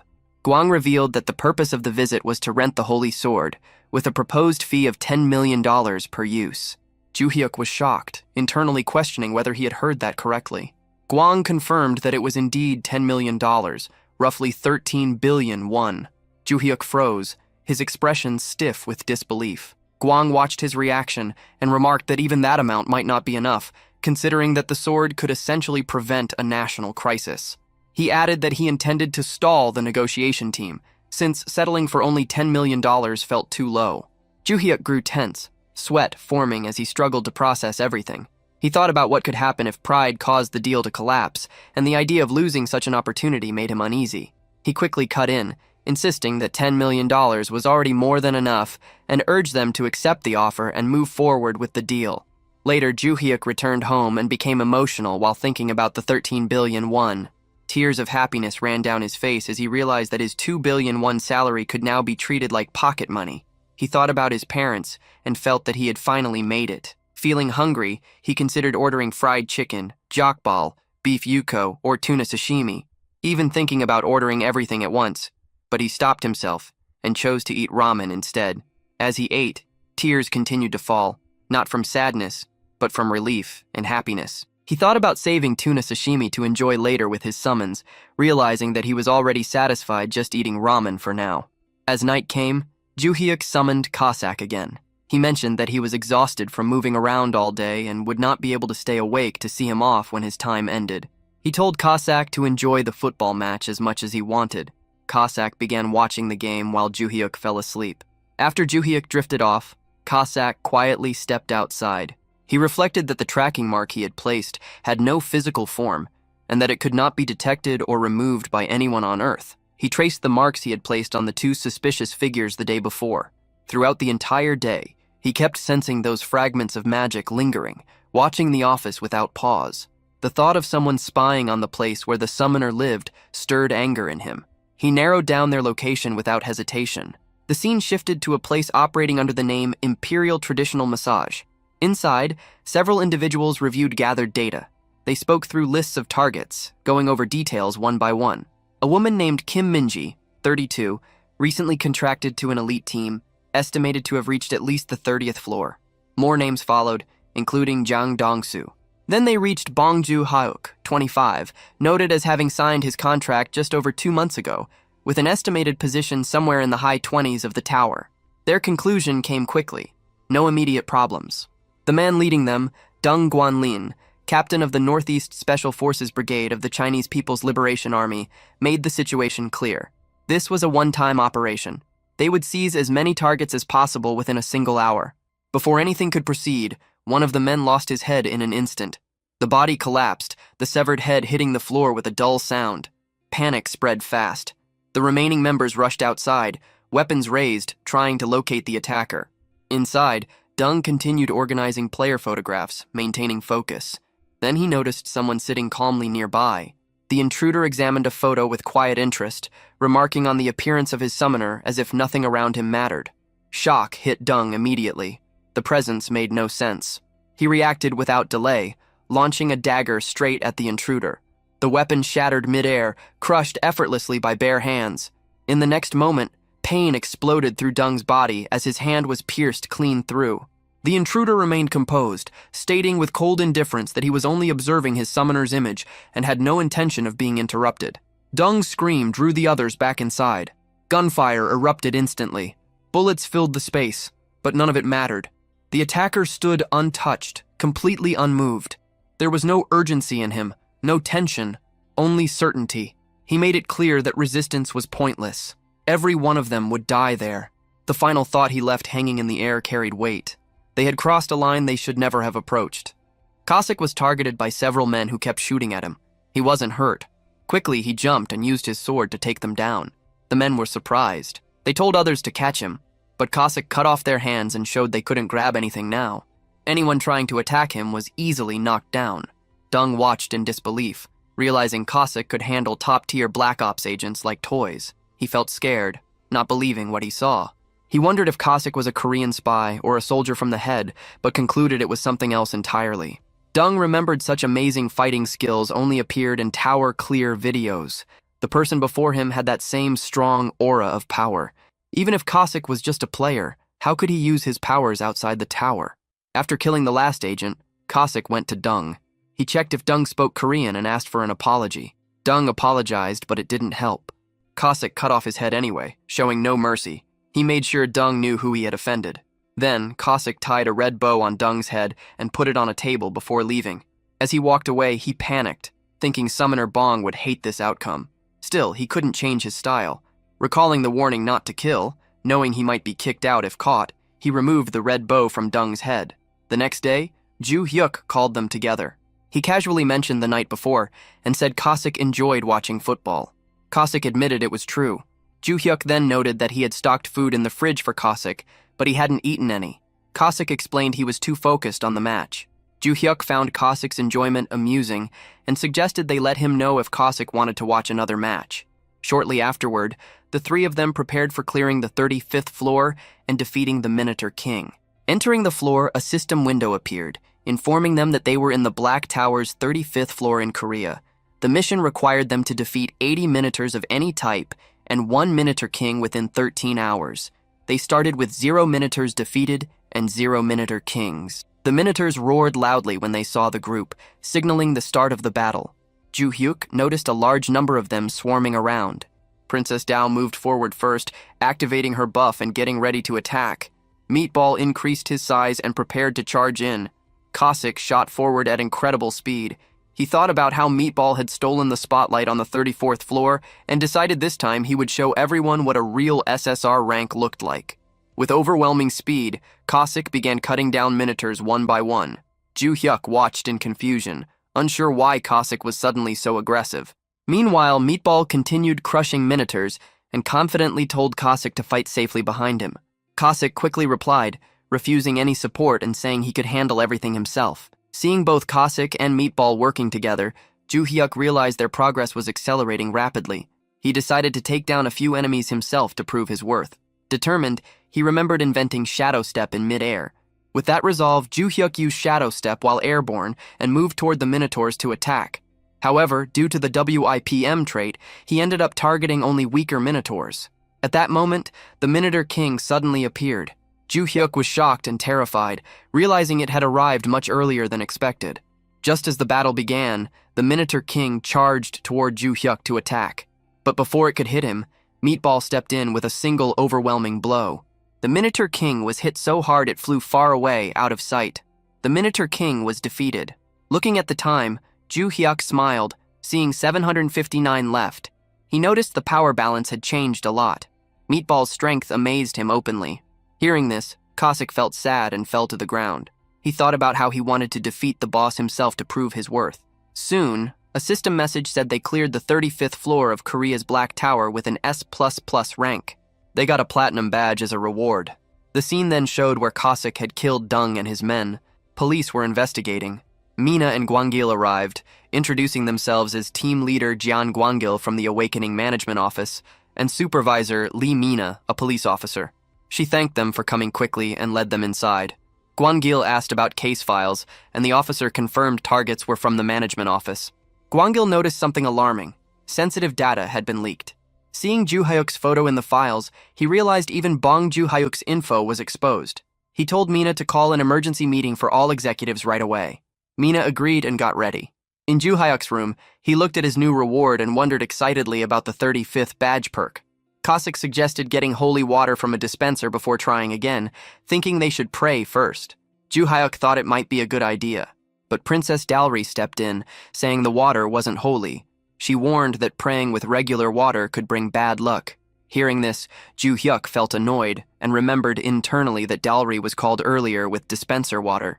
Seeing Ju Hyuk's face, Dalry got worried and asked if something was wrong or if there was dirt on his face. Ju Hyuk quickly said no and decided not to share his thoughts. He then focused on checking the perks. A system message told him he got a perk for 35 platinum badges. Meanwhile, Cossack thought about an upcoming random summon and hoped it would give better trade chances.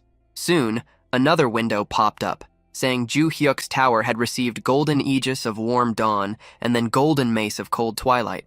Ju Hyuk was surprised to see two items.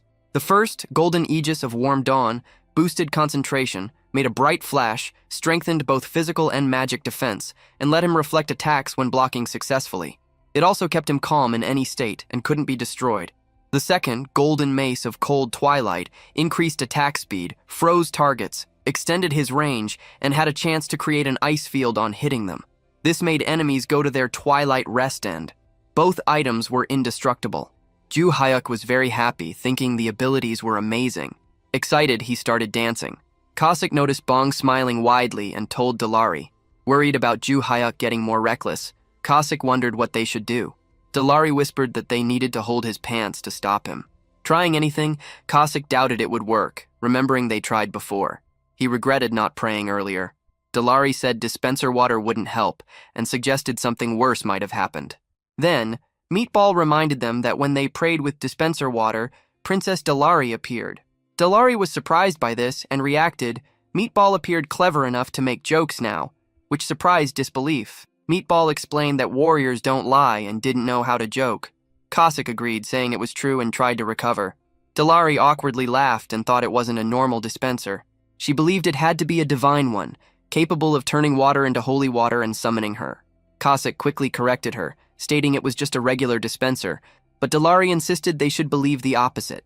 As they talked, Meatball reminded everyone that a random summon would soon happen, with their master bringing someone new. This meant there would be 4 summons in total.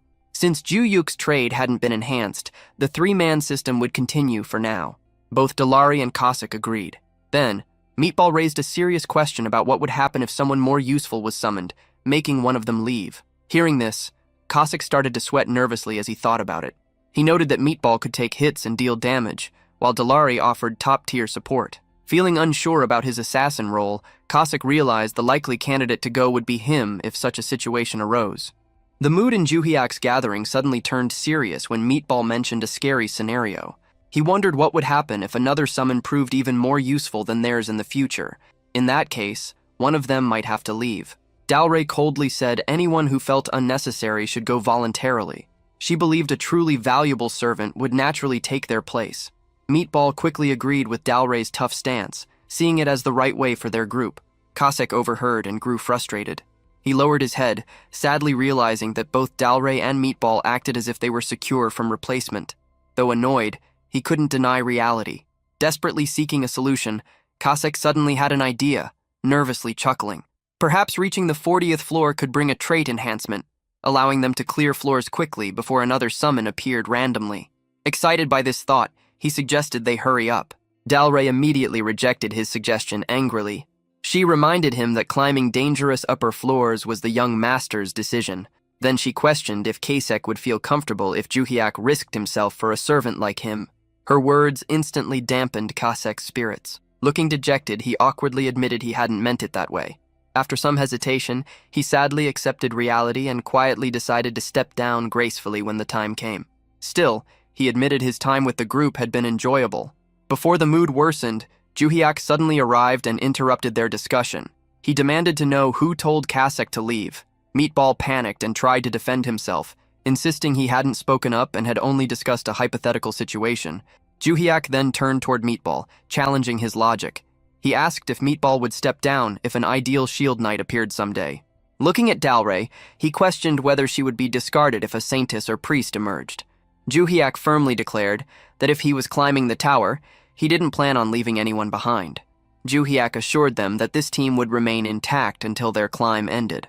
After speaking those words, Ju Hyuk privately pondered if his statement sounded impressive. The emotional declaration left Cossack deeply moved.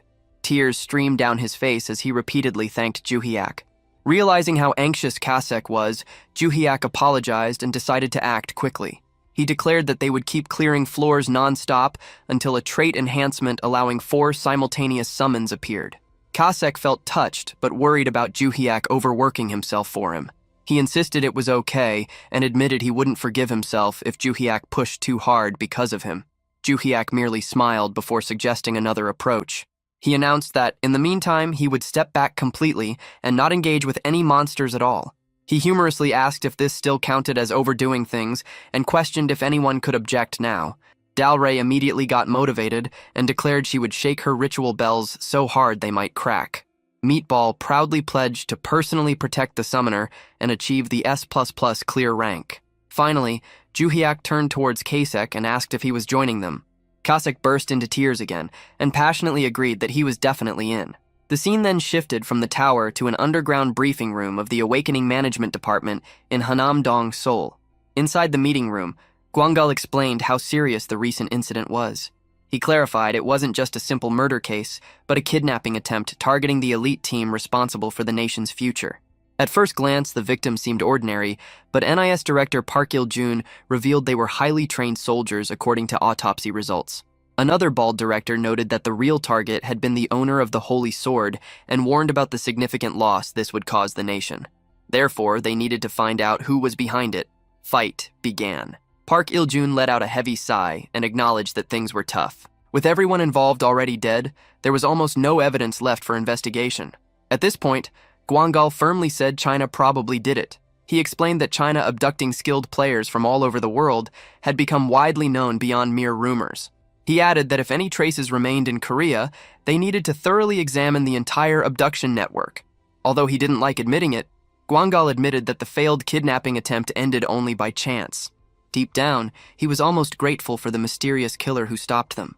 The next day, Ju Hyuk and his summons arrived at the 36th floor of the Black Tower in Korea. Ju Hyuk asked everyone if they were ready to push themselves hard until they got the next perk. All three summons confidently said they were fully prepared. The narration noted that floors 36 to 40 housed large humanoid monsters called ogres, smaller than minotaurs but incredibly fast and dangerous. Despite this, Meatball proved much faster and stronger than the ogres, with Shaman Dalray constantly applying wide-area binding debuffs and caustic effects, becoming increasingly aggressive as an assassin. The team easily overpowered the monsters. As a result, Ju Hyuk achieved an S-clear rank on the 36th floor of the Black Tower. The group continued using the same strategy while aiming for trait enhancement rewards. The next day, they entered the 37th floor where lightning-fast ogres appeared. However, the team still dominated them. On the 38th floor, new ogres attacked from the air with incredible jumping power. Yet, Meatball remained faster and stronger than all of them. Then came the 39th floor, where even more dangerous ogres were present. These monsters used cunning hit-and-run tactics to buy time and avoid direct fights. Despite their tricks, Meatball still completely overwhelmed every single ogre with raw speed and power. The team joked that throwing Meatball directly at the ogres worked perfectly. Soon after, numerous system notices began appearing one after another. The system announced that Ju Hyuk had achieved S++ clear ranks on the 35th, 36th, 37th, 38th, and finally the 39th floor of the Black Tower. This achievement shocked everyone. Many people online discussed it intensely over 5 straight days. Some compared the mysterious S++ record holder to Nam Ji-eun, but a few still favored Nam Ji-eun. Most argued that no ordinary player could match 39 consecutive S++ clears. Others insisted that if someone was truly skilled, they had to recognize the S++ record holder without question. Many found it hard to believe anyone would compare their achievements. Some joked about excessive national pride and suggested everyone have a drink instead. Meanwhile, many worried about the player's pace. They noted he had been clearing non-stop for 4 days straight, which seemed absurd. Security around Ju Hyuk's office recently tightened significantly. The number of guards increased greatly. The day before the 40th floor clear, Ju Hyuk planned to visit somewhere important early morning. Leaving at 4 a.m. made him nervous due to suspicion. However, he remembered a talisman that blocked perception. After talking cautiously with a guard, Ju Hyuk felt relieved. The talisman not only hid his face but also scattered others' attention. With this, he passed the heavily guarded area without raising suspicion despite strict security. Outside, Ju Hyuk flagged down a taxi and got in.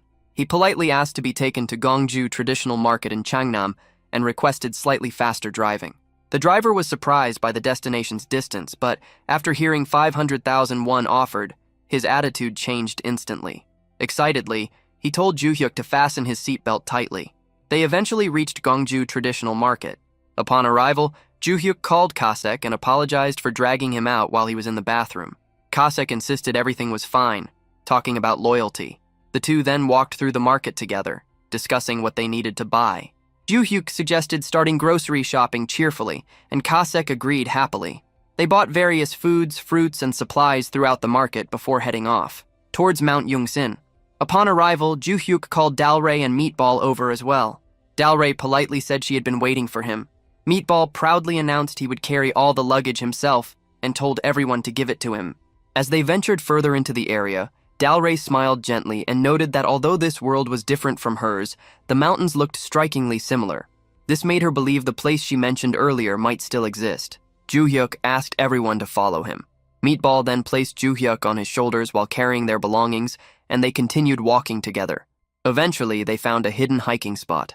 Realizing such a beautiful location existed off the usual trail, Ju-hyuk was amazed. Dalray instructed Meatball to move a big rock aside. He complied immediately and pushed it away. Beneath the rock, Ju-hyuk discovered an altar. Dalray then told everyone to clean the altar thoroughly, using the water they had collected earlier. As they cleaned, Dalray calmly sharpened her sword against the stone. Seeing her dressed in white mourning clothes while sharpening a blade made Ju-hyuk feel very nervous. He secretly wondered if she still held a grudge because of his constant nagging. After cleaning was done, Dalray started her ritual. She floated into the air and prayed for the heavens to bless young master Bong Ju-hyuk with great fortune. Meanwhile, Ju-hyuk repeatedly prayed fervently, hoping for a trait enhancement to appear. After completing the ritual, they entered the 40th floor immediately. A system message appeared, stating a 13-hour time limit along with clear conditions. Eliminate 80 ogres of any type and 11 twin-head ogres. Ordinary ogres posed no threat to their team. Each twin-head ogre was quickly annihilated as soon as it appeared. Shortly after, another notification announced that Ju-hyuk had achieved an S-clear rank on the 40th floor of the Black Tower. The system rewarded him with a platinum badge for obtaining an S++ clear. Another message explained perks would be awarded after collecting 40 platinum badges. Ju-hyuk wondered if his long-awaited trait enhancement might finally arrive. Upon receiving this perk, Kasak returned home feeling so elated that he shouted with joy. Ju-hyuk and Dalray quickly asked him to be quiet. Feeling embarrassed, Kasak grew upset and apologized. Ju-hyuk then examined his inventory to check the new reward. Inside, he found a unique ticket labeled as a roulette token. The system explained that tearing this one-time use ticket would activate a random selection process. However, if not used within an hour, the chance would vanish forever. Ju-hyuk stared at the roulette system in disbelief. It contained numerous sections with various tickets, skills, potions, stones, items, and herbs. Eventually, he spotted the trait enhancement reward on the wheel. Yet, this section was incredibly small, barely visible like a needle's eye. Seeing such slim odds, Kasak panicked and asked if they were doomed. Ju-hyuk admitted that spinning the roulette remained their only option. Confused, Kasak nervously inquired if it meant using an actual spinning wheel. Ju-hyuk confirmed this and explained that while the trait enhancement section existed, its probability was extremely low.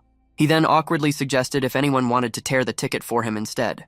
The moment he said this, everyone suddenly became busy and avoided eye contact. Ju-hyuk immediately complained about their sudden inactivity. To calm himself, he told everyone to trust the ritual they had performed earlier and warned them not to blame him if nothing came of it. Everyone agreed that blaming him was unnecessary. Finally, Ju-hyuk tightly held onto the roulette ticket, desperately praying for his desired outcome, the simultaneous for-summoned trait enhancement. Ju-hyuk impatiently stared at the endlessly spinning roulette, almost reaching out to touch it in frustration. After what felt like an eternity, the wheel finally halted on trait enhance, prompting him to cheer with joy as his summoned creatures rejoiced alongside him. A system message appeared, confirming the enhancement of his awakened trait and noting that he could now maintain 4 simultaneous summons. Ju-hyuk declared that a summon cooldown lasting a week had been activated, advising everyone to take it easy for now, and casually mentioned having chicken might be good. The mention of chicken instantly sparked excitement among all his summoned creatures. Meanwhile, at Incheon International Airport, Gerald Watson rushed out of an arriving plane with great enthusiasm. Director Antonio was puzzled by Gerald's sudden dash, but learned that he had been eagerly waiting to take revenge on the Dark Specters. Antonio reminded him they had already defeated them before, but Gerald brought up Nam Gayan from Korea, who completed the challenge in just 10 hours. Gerald insisted he needed to match this time for true revenge. Antonio silently worried about Gerald's reckless nature as he reluctantly followed. At the Awakened Management Department, John Gwang-il warmly welcomed Gerald and Director Antonio before introducing himself. Gerald quickly got down to business by asking about the Holy Sword, making Gwang-il chuckle at his eagerness. Soon, Gwang-il led him to the floor where the Holy Sword was stored. Gerald paid a hefty rental fee and stared directly at the legendary weapon. Gwang-il warned him to follow the contract's terms, but Gerald confidently grabbed the sword and declared that he would not lose.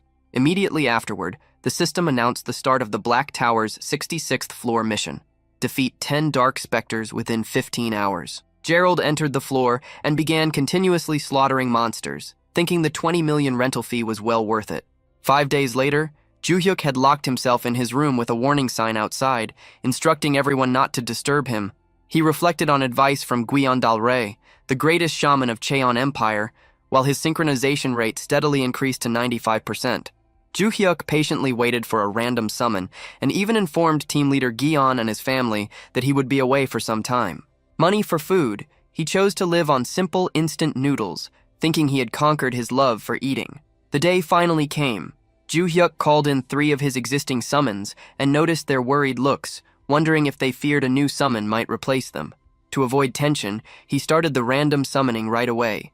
A small, plump hamster appeared from the circle. The system identified it as Razix, an R-grade worker-type beastkin. Razix could stay for 10 hours, had no satisfaction rating yet, and needed a cooldown of 3 hours after being unsummoned.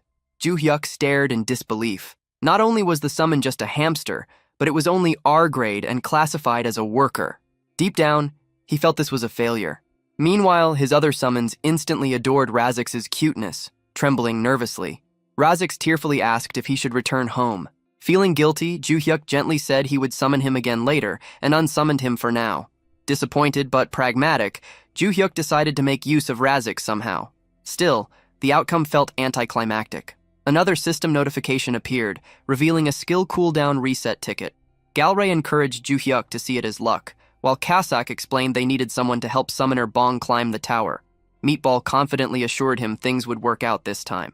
Encouraged by their support, Ju Hyuk thanked them sincerely before attempting another random summon. This time felt different.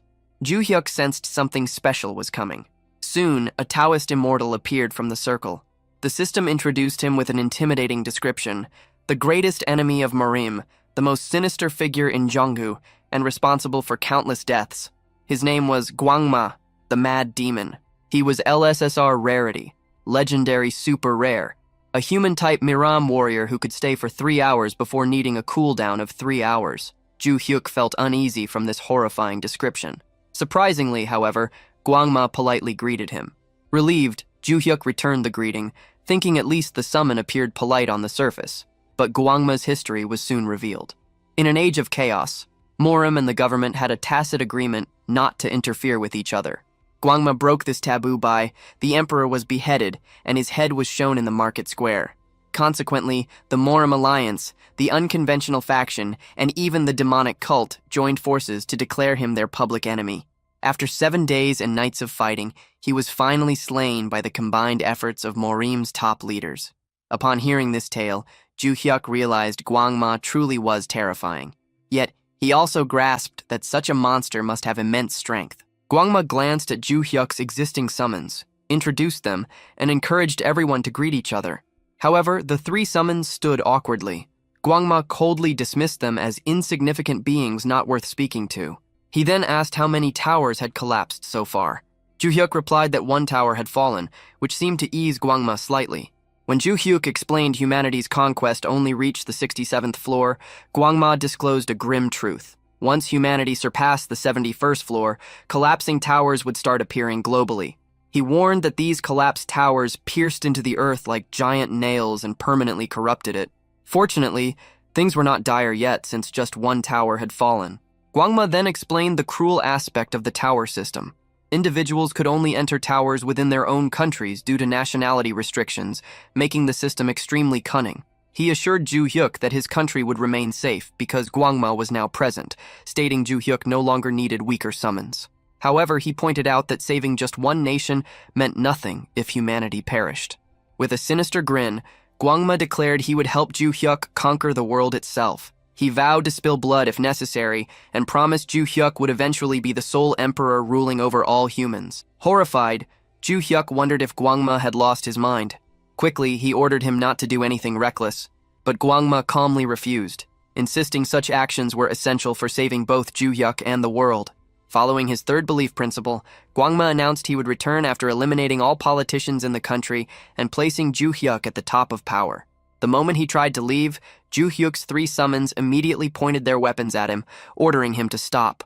Gwangma responded with a terrifying glare, questioning how insignificant beings dared show such intent. As he approached, Ju Hyuk noticed the situation was getting dangerously out of hand. To prevent things from worsening, he quickly dismissed Gwangma. 3 hours later, the mood shifted dramatically. Ju Hyuk and the other summoned beings gathered around Rosix, joyfully holding up the small hamster and doting on him. Meanwhile, Rosix was still in shock over the sudden affection